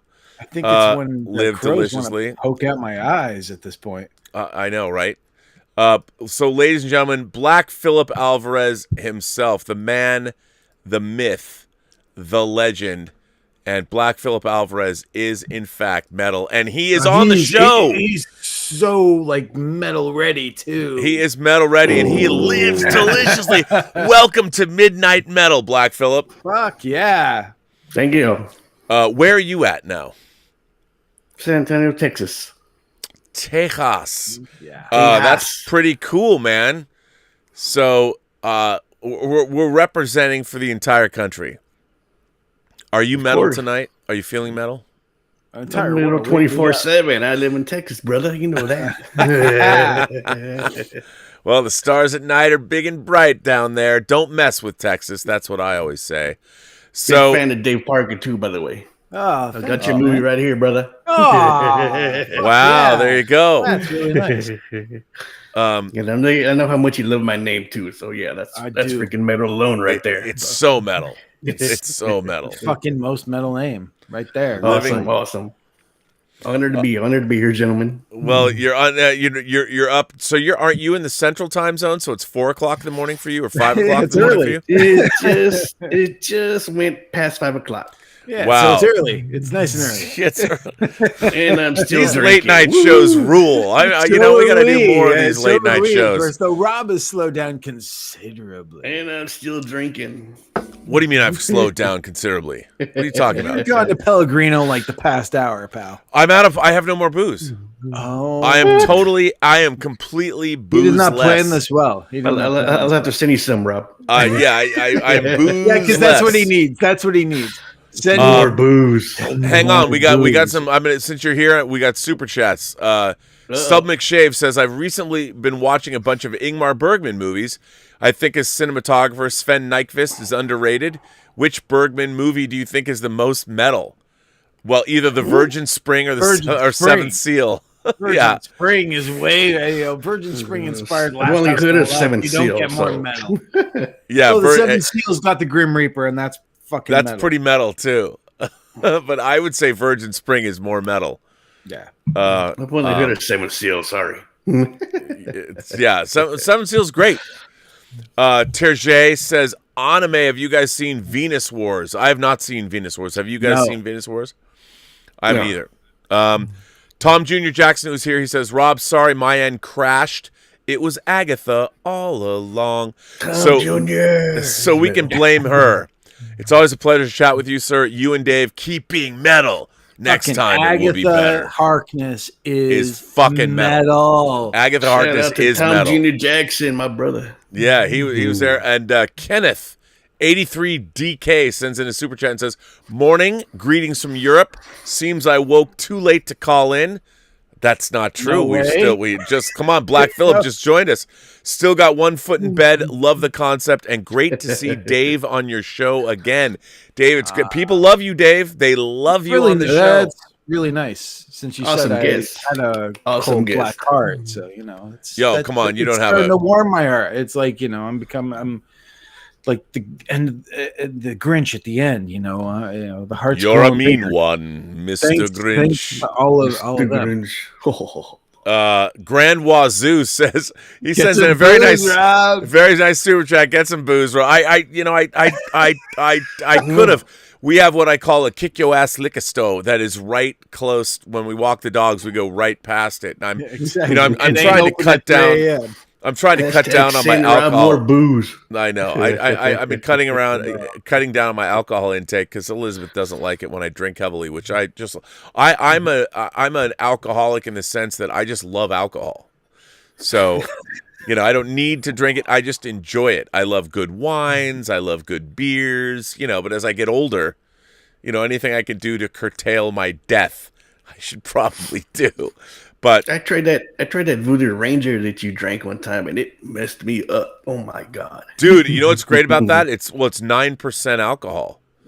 Most beers are 4 to 5%, but I'll tell you, Voodoo Ranger and Dragon's Milk, it's hideously expensive. It's a stout, but it's like $18 for 4. And, challenge accepted. I mean, yeah, Dragon's Milk's good. I got to say, growing up in Seattle, I've got coffee is part of my bloodstream because, Starbucks started in Seattle. But micro brews, I became a beer snob in college when people started lecturing me. Let me tell you about this Hefeweizen. I'm like, what? It's a wheat beer. And you have it with lemon. I'm like, oh, and he was the one being, oh, can I have a Hefeweizen? Yeah, can the rest of us are like absolute ribbon. Oh, the Hefeweizen. Yeah, I became a beer snob. I was turned into a beer snob. Like, Jesus, you pretentious fuck. I know, dude. Me, I'll drink anything. I don't care. But Grand Wazoo 42 just gave me an excuse. I gotta go. Elizabeth, I need to go. Grand Wazoo sent me a very nice super chat. I gotta go buy some booze. So just not at 3 a.m. You ain't gonna do it. I know you can't buy booze at 3 a.m. in LA. Not here. Nope, not after 2. Isn't that weird? Like between 2 and 6. Midnight here. Oh, yeah. Don't worry, Patrick McNeil. Rob doesn't drive. I don't drive 55. He doesn't no, I don't drive. He doesn't drive at all. He gets chauffeured by Elizabeth. Yeah, no, but that all ends. I was on probation, dude. Because I went to jail. I went to L.A. County Who hasn't been to L.A. County? I know. Come on, like you're saying that, like, I haven't. Oh, I'm Mr. Big Balls. No, I've been to L.A. County. Yes, dude. And L.A. County, it's that always ain't anything a party to brag about because you know everybody. Yeah, no, it's not something to brag about, especially on a traffic violation. Everyone laughed at me. Everyone laughed at me. That was they did. They laughed. They made fun. They wantonly made fun of me. I'll tell you something though. They're in the holding cell. They're all like going. So what'd you do? Oh, I killed someone. What'd you do? I didn't pay parking ticket. No, it's a cell phone violation. I was actually putting the. I was in a friend of mine's car, and driving. I was putting my phone in his little caddy thing because I didn't know where I was going, so I could see my map. And as I was doing that, I got pulled over. And I got pulled over and got a traffic ticket for. I said, "Officer, I'm not talking on my phone. I was just sitting here as the navigation, and I got a ticket. And I'd never had a ticket from the CHP. It's because your hands were on the phone. Yeah. While you were driving. And it was the CHP ticket. Normally, if you get a ticket in LA, you get sent a ticket. But when you get a ticket from the California Highway Patrol, that's your ticket. They don't send you anything. And I had to go to court. I had to make an appearance, and I didn't. I didn't know. And there was a bench warrant out for my arrest, a $50,000 bench warrant. And I was coming back from a funeral. I was actually going to Charlie Lazarica's birthday party, and I was driving Elizabeth's car, and her taillight was out when we got pulled over. And I, gave him my ID and stuff, and they said there's a bench warrant out for your arrest, and they threw me in jail. Wow. And what was interesting was I'd never been in jail. I'd never been in the system. Did you get bailed out? No, we didn't have. Yeah. I mean, it was neither did I. Yeah, I had to wait. Sucked. So I'm in Hollywood in jail. No, if you're in county, are you downtown? Hang on. County? Oh, no, fuck I was you're in Hollywood County? No, fuck I was. You. Hang on. Hollywood County jail. Okay, so I'm in Hollywood, right, on Saturday night. They said because it was a traffic beef. You told me this. Yeah, you did. Yeah, they were going to let me go. And so Sunday morning rolls around, and by the way, the lights are on all night. Fucking jail sucks, just so anyone knows. So, and then I'm dealing with everybody that's in the cell with me, and I was on this top. It was just awful.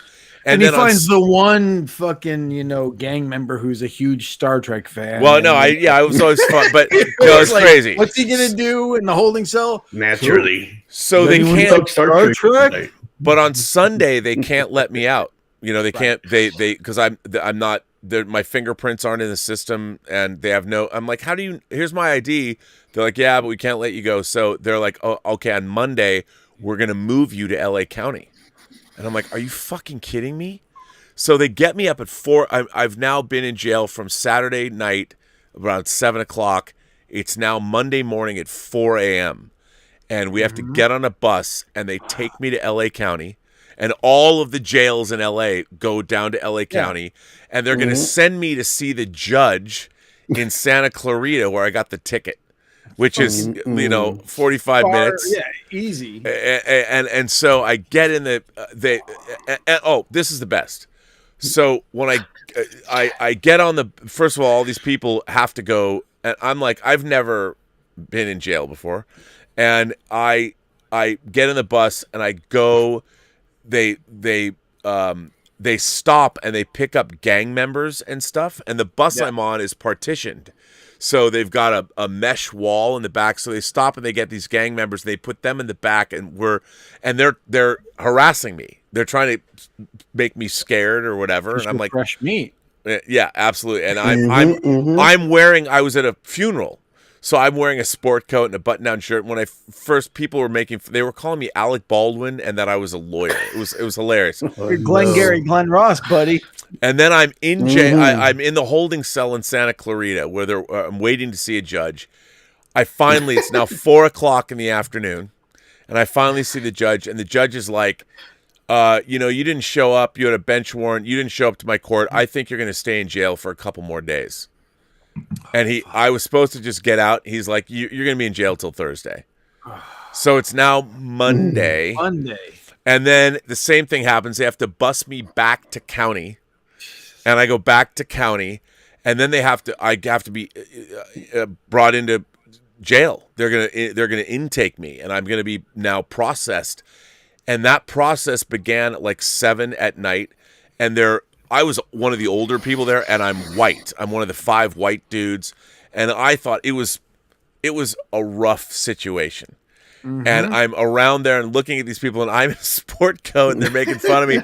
And one guy is in front of me talking about a martial arts movie, and he starts talking about Tony Jaa and like all these guys, and he can't remember the name. The hell? And I said, "That's the Protector." And I know it was Ong Bak. And I go, and the guy turns, looks at me, and goes, "Yeah, man, it's Ong Bak. You know it." And I go, "Yeah." And then suddenly, everybody's looking at me, and there's like 200 of us, and we're all waiting, and then we start talking about martial arts movies. I'm telling you, Rob will turn any situation into only Rob could do that. Marriott hotel bar. Dude, it was and then suddenly we're talking to everybody. And then when you're in jail, there's what they call politics. It's racial. They move everybody.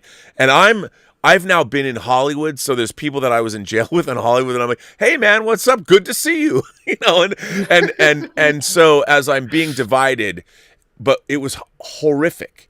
And then we had to take a shower at 4 a.m. So I'm in a room with 50 dudes naked, waiting to take a shower, which we had to do. Clenched tighter in your life, dude. It was cold. Don't drop the soap, Rob. It was rough. And then as we're waiting to get out, there's a woman, a screw. She's tough, like Clancy Brown and Shawshank. And she's like, and some guy, we're all lined up to get out of the shower, and it's fucking freezing. And some guy mouths off to the woman, and she's like, "Well, I guess you can just stay here for another 2 hours." And she slams the door, and we're in the fucking jail cell they've issued us in the shower of 50 guys, and we're now wearing it was the worst. And then finally it took until about like 2:00 in the afternoon. So I've been in jail since Saturday. It's now Tuesday morning at 2 p.m. And they finally it's me and 5 other guys. We're like the oldest dudes, and they finally put us in a cell. And I go in a cell in LA County. They slam the door, and I have to tell you, I'd never experienced this before, but I realized when that door slammed shut, nothing mattered. I didn't care about my rent. I didn't care about my career. I realized I'm in a jail cell. Nobody can get in this cell. And I have been up for basically 3 days. So I actually laid down in my bed and fell asleep. And it was one of the best sleeps I ever had that lasted about an hour and a half till someone woke my ass up and gave me food or some shit. And then they finally, at Tuesday night, they let me go because they laughed their asses off. They're like, "We need beds for people who've done real crimes. You got a cell phone ticket that turned into a bench warrant." I'm like, "I know." And they're like, "Get the fuck out of here." And I'm like, "Okay, I'll leave." Dude, how fucking awesome is it though that the most free you felt in a long time was when you were In jail. In It was a That's fucking kind of a metal. It was, symphony. dude. Those things gangster. shut. It was gangsta metal. And what was interesting? No, because and metal. it could have been much worse. You could have gotten harassed. You could have like a lot of awful shit could have fucking happened. You know what the secret was? The secret was respect. On Bach.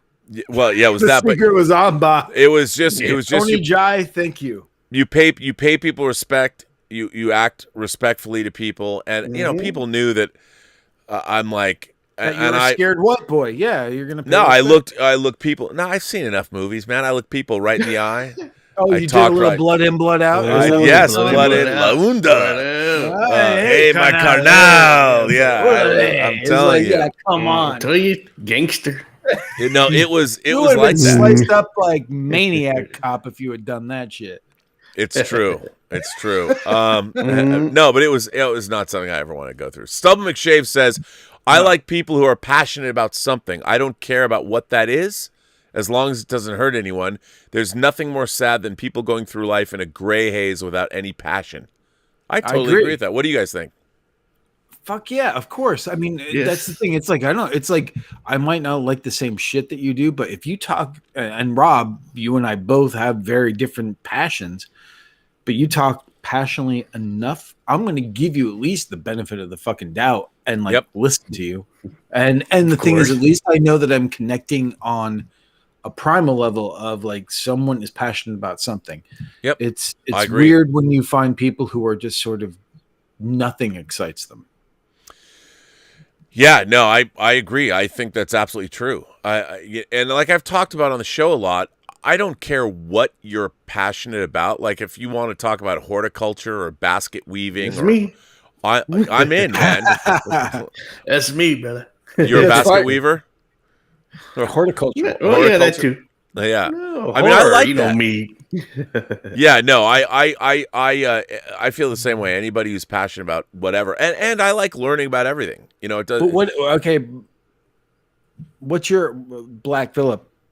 What is your horror like? What's your pedestal? What's your top tier? What's your thing? Because like everyone's got it's Robert already knows what I'm going to say.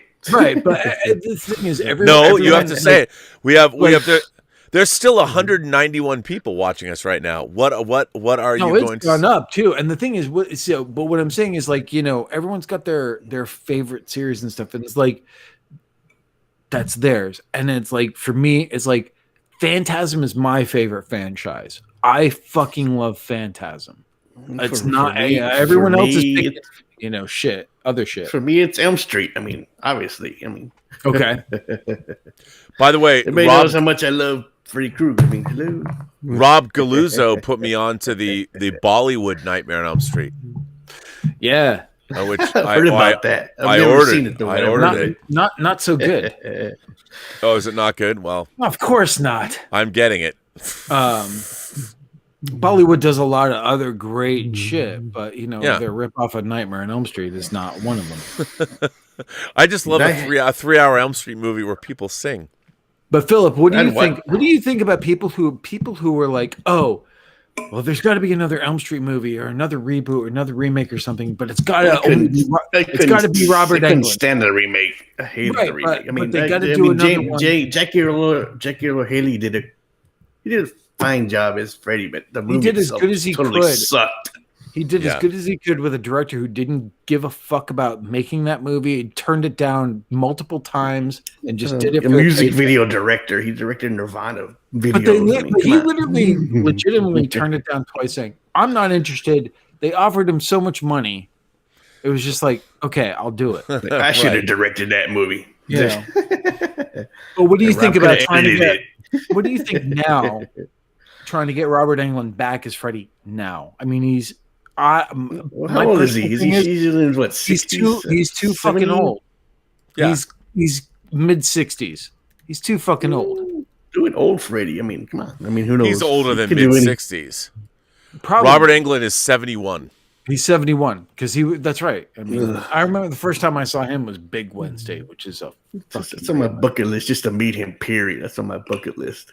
I would die happy if I met him. He's a super. And I heard he's the sweetest guy ever. Honestly, he's very great to the fans, dude. But the funny thing is, what you don't expect. He's an old surfer, dude. He lives in the fucking Laguna Beach. Yeah. Why does that surprise me? I mean, he's been married 3 times. He was married to his first wife from 1968 to 1986. After he got that nightmare money, he's like, "See ya, I'm out." So yeah, crazy. That's cool. Philip, do you have an album cover that you want to see come to life? Come to life as a movie. Oh God, I can't even think of that one that comes. I asked Rob, and he said a melting ice cube, and it wasn't that cool. What's that? The Megadeth cover that which one? Rust in Where Peace? the monster is it's like almost like 3D like, or it's like coming towards you. It's a Megadeth cover. Is that Rust in Peace? I believe so. Okay. That's a good one. I saw a lot of other people. You know what I was kind of surprised at? I know it's technically not metal, but no one picked Bat Out of Hell. Oh, that's pretty as something to come to life. Or I didn't see anyone pick Destroyer. Good one. Or Love Gun. Yeah. By the way, Anthony Gonzalez sends in a tip and says, "I don't know if any of you are reading comics these days, but Marauders by Gary Dugan is fucking metal. Get on that." Well, if they collect it, like I don't buy individual issues anymore. I only buy omnibuses, or I'm a snob. But I would get that. I've heard that comic is good. Sends in a super chat and says, "Hi, gents. I love how midnight metal keeps me up at night." Yes, I do. I love how it keeps me up at night too. Brandon Valenzuela. 5:30. Yeah, Brandon Valenzuela is responding to my time in feeling the freedom of being in a jail cell, being unfettered from the concerns of daily life. Brandon says, "The most freedom that I've ever felt was after I was T-boned in an intersection a year ago. I broke my back, my legs bruised, and my wrist was slashed. Oh, wow. I didn't care about anything for a year." Jesus Christ! But I understand, like all that you care about your health. Nothing else matters beyond getting better. But I'm after all that happening, and that can't imagine. Still fucking alive and writing you, so fucking awesome. That's and fucking amazing. metal, Brandon Valenzuela. He wins the metal award of the night of being the most metal. I didn't know there was one, but we just gave him the first. Now I'm telling you, the Midnight Metal Award goes to Brandon Valenzuela for being the most metal of the night. Probably of the fucking year, but most metal. We're starting something here. We're starting it, dude. On the on the flip side, that master of Bates sends in a tip and says, sitting on a toilet and taking a shit, that's fucking metal. No, because everybody has to do that. Wait, say that again. Sitting on a toilet and taking a shit, that's fucking metal. No, dude, do it while you're jacking off and taking a shit. That's metal. Well, you know what? That's Clive Barker right out of that's out of there. No, there's one of the characters did that. And he would jerk off on his own shit, and it created these creatures. That's actually that's not what I was saying, Rob. Well, that would be metal. I appreciate your attempt there. That's from a Clive Barker. I forgot what that's called. It's not a Magica. It's from the Great and Secret Show, I believe. And it's called the Glicks. You're creating something like that. I don't quite remember, but that's how you create those things. That would be metal. I was so glad I was live and hearing that. Yes, that's I know. Well, it just reminded me of Clive Barker thing. You're welcome. He never even finished all the books of the art, by the way, just so you know. He did forever in my mind for the rest of my life. He did. Forever. Maybe I didn't treat you quite as good as I should. You're always on my mind. Not metal. I was thinking the Pet Shop Boys version of that song too. I don't know. Willie Nelson, in his own way, metal. He's is fucking kind metal. of fucking metal. So metal. Of course, he's metal. Just I Plain agree. Steve I says agree. album cover to movie Painkiller Painkiller. by Judas Priest. Google it yeah. and tell me you wouldn't see that movie. Absolutely. Also, Killers by Iron Maiden. I'll take that. And Fear of the Dark. And basically every Iron Maiden cover with Eddie on it will just say, let's that. Rob met Clive Barker. Yes. Actually, Rob and I have both met Clive Barker multiple times. We went to Clive Barker's house. Yeah. And I've interviewed been, him I've for been to Clive's house. Lion the Witch in the Wardrobe. We did a great interview with him. Yeah, which never seen the light of day. We did one with Christopher Polini, who did Aragon. And Terry Brooks, sort of Shannara. And Octavia Butler, who wrote The Kindred. The last thing she ever did before she died was our interview. And the thing is, none of this stuff has been seen. Nope. None of it. You know, I would love to get that back from Disney and say, can I cut this stuff together? It would be nice. But I will say this for anyone who is curious, Clive Barker is one of the nicest, sweetest guys ever. Yep. Who created some of, I mean, let's see, when I was a kid, Hellraiser was very eye-opening because I didn't know about S&M and bondage and shit like that. So it was like, so you couldn't have met a nicer guy who would introduce you into the bondage, these worlds, or or introduce you to the Nightbreed. Yes. And the assassin Pi Opa from Imagica. I was a big Clive Barker fan. Just Plain Steve said, I already read that. He's a Painkiller. And that is a great album. It's kind of Ghost Rider-esque, that album. Painkiller? A little bit, yeah. Yeah. For sure. But it is fucking metal. I mean, this is one metal album cover, man. It's pretty great. Darren, I will say I do want a movie based on Maiden's Eddie. I do too. Why isn't there a movie based on Eddie? I wanted it for so long. I would love, and you know what?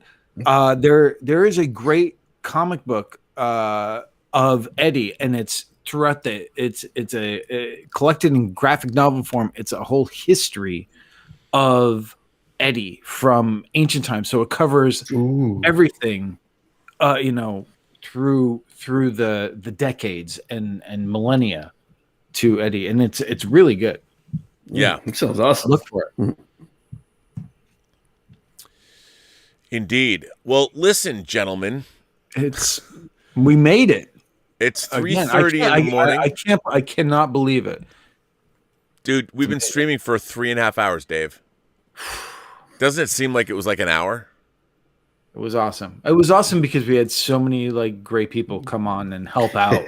Yeah, I mean, I want to thank everybody that did come on, and they made the show. Yeah, and Black Phillip is here to bring up the rear. Last. And a foundational imagination connoisseur has been part of the channel for a long time, so it's good to see you. It's good to be streaming like this. I do want to thank the Richard, my moderating staff, but the Richard is here. It's 3 in. Yeah, dude. Great, fucking awesome.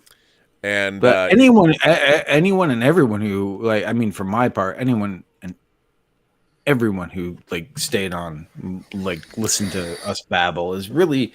I get it, Rob. I get the drug. I get the high. I know what you're talking about. Yeah, right. It's good. Awesome. It is good. It's an absolute good. I mean, it's just really nice that people 174 people give a shit enough to listen to you talk and me blather. So and we got 163 likes, which is really good. That's cool. Cool. People have been very generous. I want to thank all of you imagination connoisseurs who have watched this stream, and you've been very generous tonight with tips and super chats. I very much appreciate that.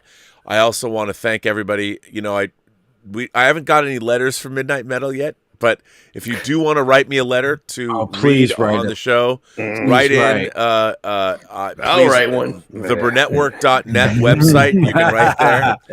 And for those, the reason I have to go to bed is because at 11 o'clock, Dieter Bastian and I are doing Let's Get Physical Media. And everyone loves Dieter, our favorite German from Saarbrücken, Deutschland. And so we're doing that. So you can come back to the channel and see. It's funny. I love these things that started off like I didn't even know Dieter Bastian. And I contacted him because he lived in Germany. I wanted him to get me the 4K rollerball from 75. And now we're the best of friends and doing a show. And, what I love about the international, even tonight, having our friend from Serbia, people from all over the country, when we did Virginia, the Zoom City, call I did today, there were people man. from Portugal, Colombia, Awesome. Germany, the UK. I mean, it's amazing the international audience that we have. It's very unique. Yeah, that's cool. That's cool. It's very really very cool. Mm. It's very cool. Masturbator the Man King sends in a tip and says, "I love how Vin Diesel has a fit body but 4 chins. Over or under 75 times he will grunt family in Fast 9. Also, I've heard from a source that Ludacris and Tyrese fly into the deepest crater of the moon, taking their helmets off to breathe limited oxygen." Jeez. I can't wait. That's your movie, Rob. That's your that movie. You know what? As much as I love the Fast and the Furious franchise, even that movie, it looks. They've gone way over the top. It looks so stupid but fun. I can't wait to see it. But I'm like, come on. I like that franchise. Fast 5 is the masterpiece, but then Fast 6, the airplane sequence, they're on the longest runway in the world. Fast 7 jumping between the two buildings, and then Fast 8, Fate of the Furious, nuclear missile. Like, come on, man. But even they acknowledge it in the trailer. That nuclear submarine, and like he's doing it in the trailer, Roman. We all know justice for Han. That's what I mean. When I saw him with why that he's big there. gun, Han's back. He's like, I'm there. I don't care what it is. Yeah, I love it. And Han's character began in a whole different franchise, a whole different movie. He was first introduced in Justin Lin's movie Better Luck Tomorrow, which is not. And they brought him back. They brought him into the Fast. Which is amazing. Which is a testament to Justin Lin and his son Kang. Yeah. And and the timeline of the Fast and the Furious movies, they finally caught up, like Fast 4, 5, and 6. 6 happened before 3. Are prequels to 3. I mean, just because you want to keep on coming back, come on, man. Oh man. And they say there's no representation for Asians in American movies. No one is better than Sun Kang. No one. Maybe Shang-Chi. Well, I'm looking forward to seeing Tony Leung, my man Tony Leung, my favorite Chinese actor, is going to be Shang-Chi's dad. And I'm waiting on my Tony Leung Lust Caution action figure. Yes, he comes with the chair. I knew you were asking. So, hey Rob. Yes. Thank you. Thanks so much again for asking me to join you on this. Thanks for being delightful, Dave. It's a fucking blast. I really love it. I really, really appreciate it. Thank you. Thank you again. Yeah, well, get me that. Where's that PlayStation? Come on, man. You know what? I got news. It's coming. Fuck yeah! There we go. I need one too. Now I can ask. I mean, I got my remote. I got to get you the remote too. You got to have the Blu-ray remote. It's great. Yeah, it's great. It's not expensive, but it's. I really am enjoying the PlayStation 2. You mean 5? Well, that's what I said. The PlayStation as well. PlayStation. 3 PlayStations behind. I like my PlayStation 2. I like my PlayStation 2. Come on, man. PS2 was where it's at. It was. I liked it. That old the brick that the kind of rectangle it had you had to put it in the little triangular base. I like that. That's stuff. Right. Well, everyone, for my part, have a awesome fucking Sunday. Thank you so much for putting up with me, and hopefully I get to come on here again. You will. We can make this a regular thing. And Black Philip Alvarez, thank you for coming on. Awesome to meet you. Nice to meet you both. I want to talk. You got to get back on more. I want to talk more horror with you. Yeah. Horror, right? I got your movie. All right, so everybody, I want to say thank you for tuning in. Please, if you like this stream, smash the like button. Hit that whole thing. Share all that shit. Yeah, and I want to thank you for again supporting the channel. Write us letters at theburnetwork.net. And remember, I want to say, even though it's Midnight Metal, every person you meet has a story to tell that you have yet to hear, and all you have to do is listen. And I love the idea of Midnight Metal having people come on the show. I haven't done that before. I've now done it 2 nights in a row. It's a lot of fun. Cool. It's good to see you, bringing people on randomly. Yeah, isn't it great? All the way from Texas. And it's good to see you too. And thank you all for being here. And of course, tomorrow there will be Dieter Bastion at 11, and then a Robservation show, episode 669. Ooh, 69. 669, dude. If we're thinking about numbers, what is that? Yeah, I'm gonna. That's pretty metal. 669, dude. But I can't believe that we're 31 or 30 episodes away from 700. I'm going to do a 700 club. I know I know. I'm going to get religious. I'm going to convert. There you go. We'll be the opposite of your 666. 11 hours right there. 11 hours, but that's why I'm going to record a bunch of pre-recorded interviews with people. I got some good ones lined up, and that's what I did. Like on the 400 show, I could play the interviews and then go take a waz or get some food, do whatever I need to do. So we will do that. But this is good. So I want to thank you all for being here. Wow, I can't believe it. These streams, 3 hours, 3.5 hours. I know, it's crazy. Thanks, guys. Thank you all, and I guess have a better day. Have a better night. Later. Live long and prosper. Peace. And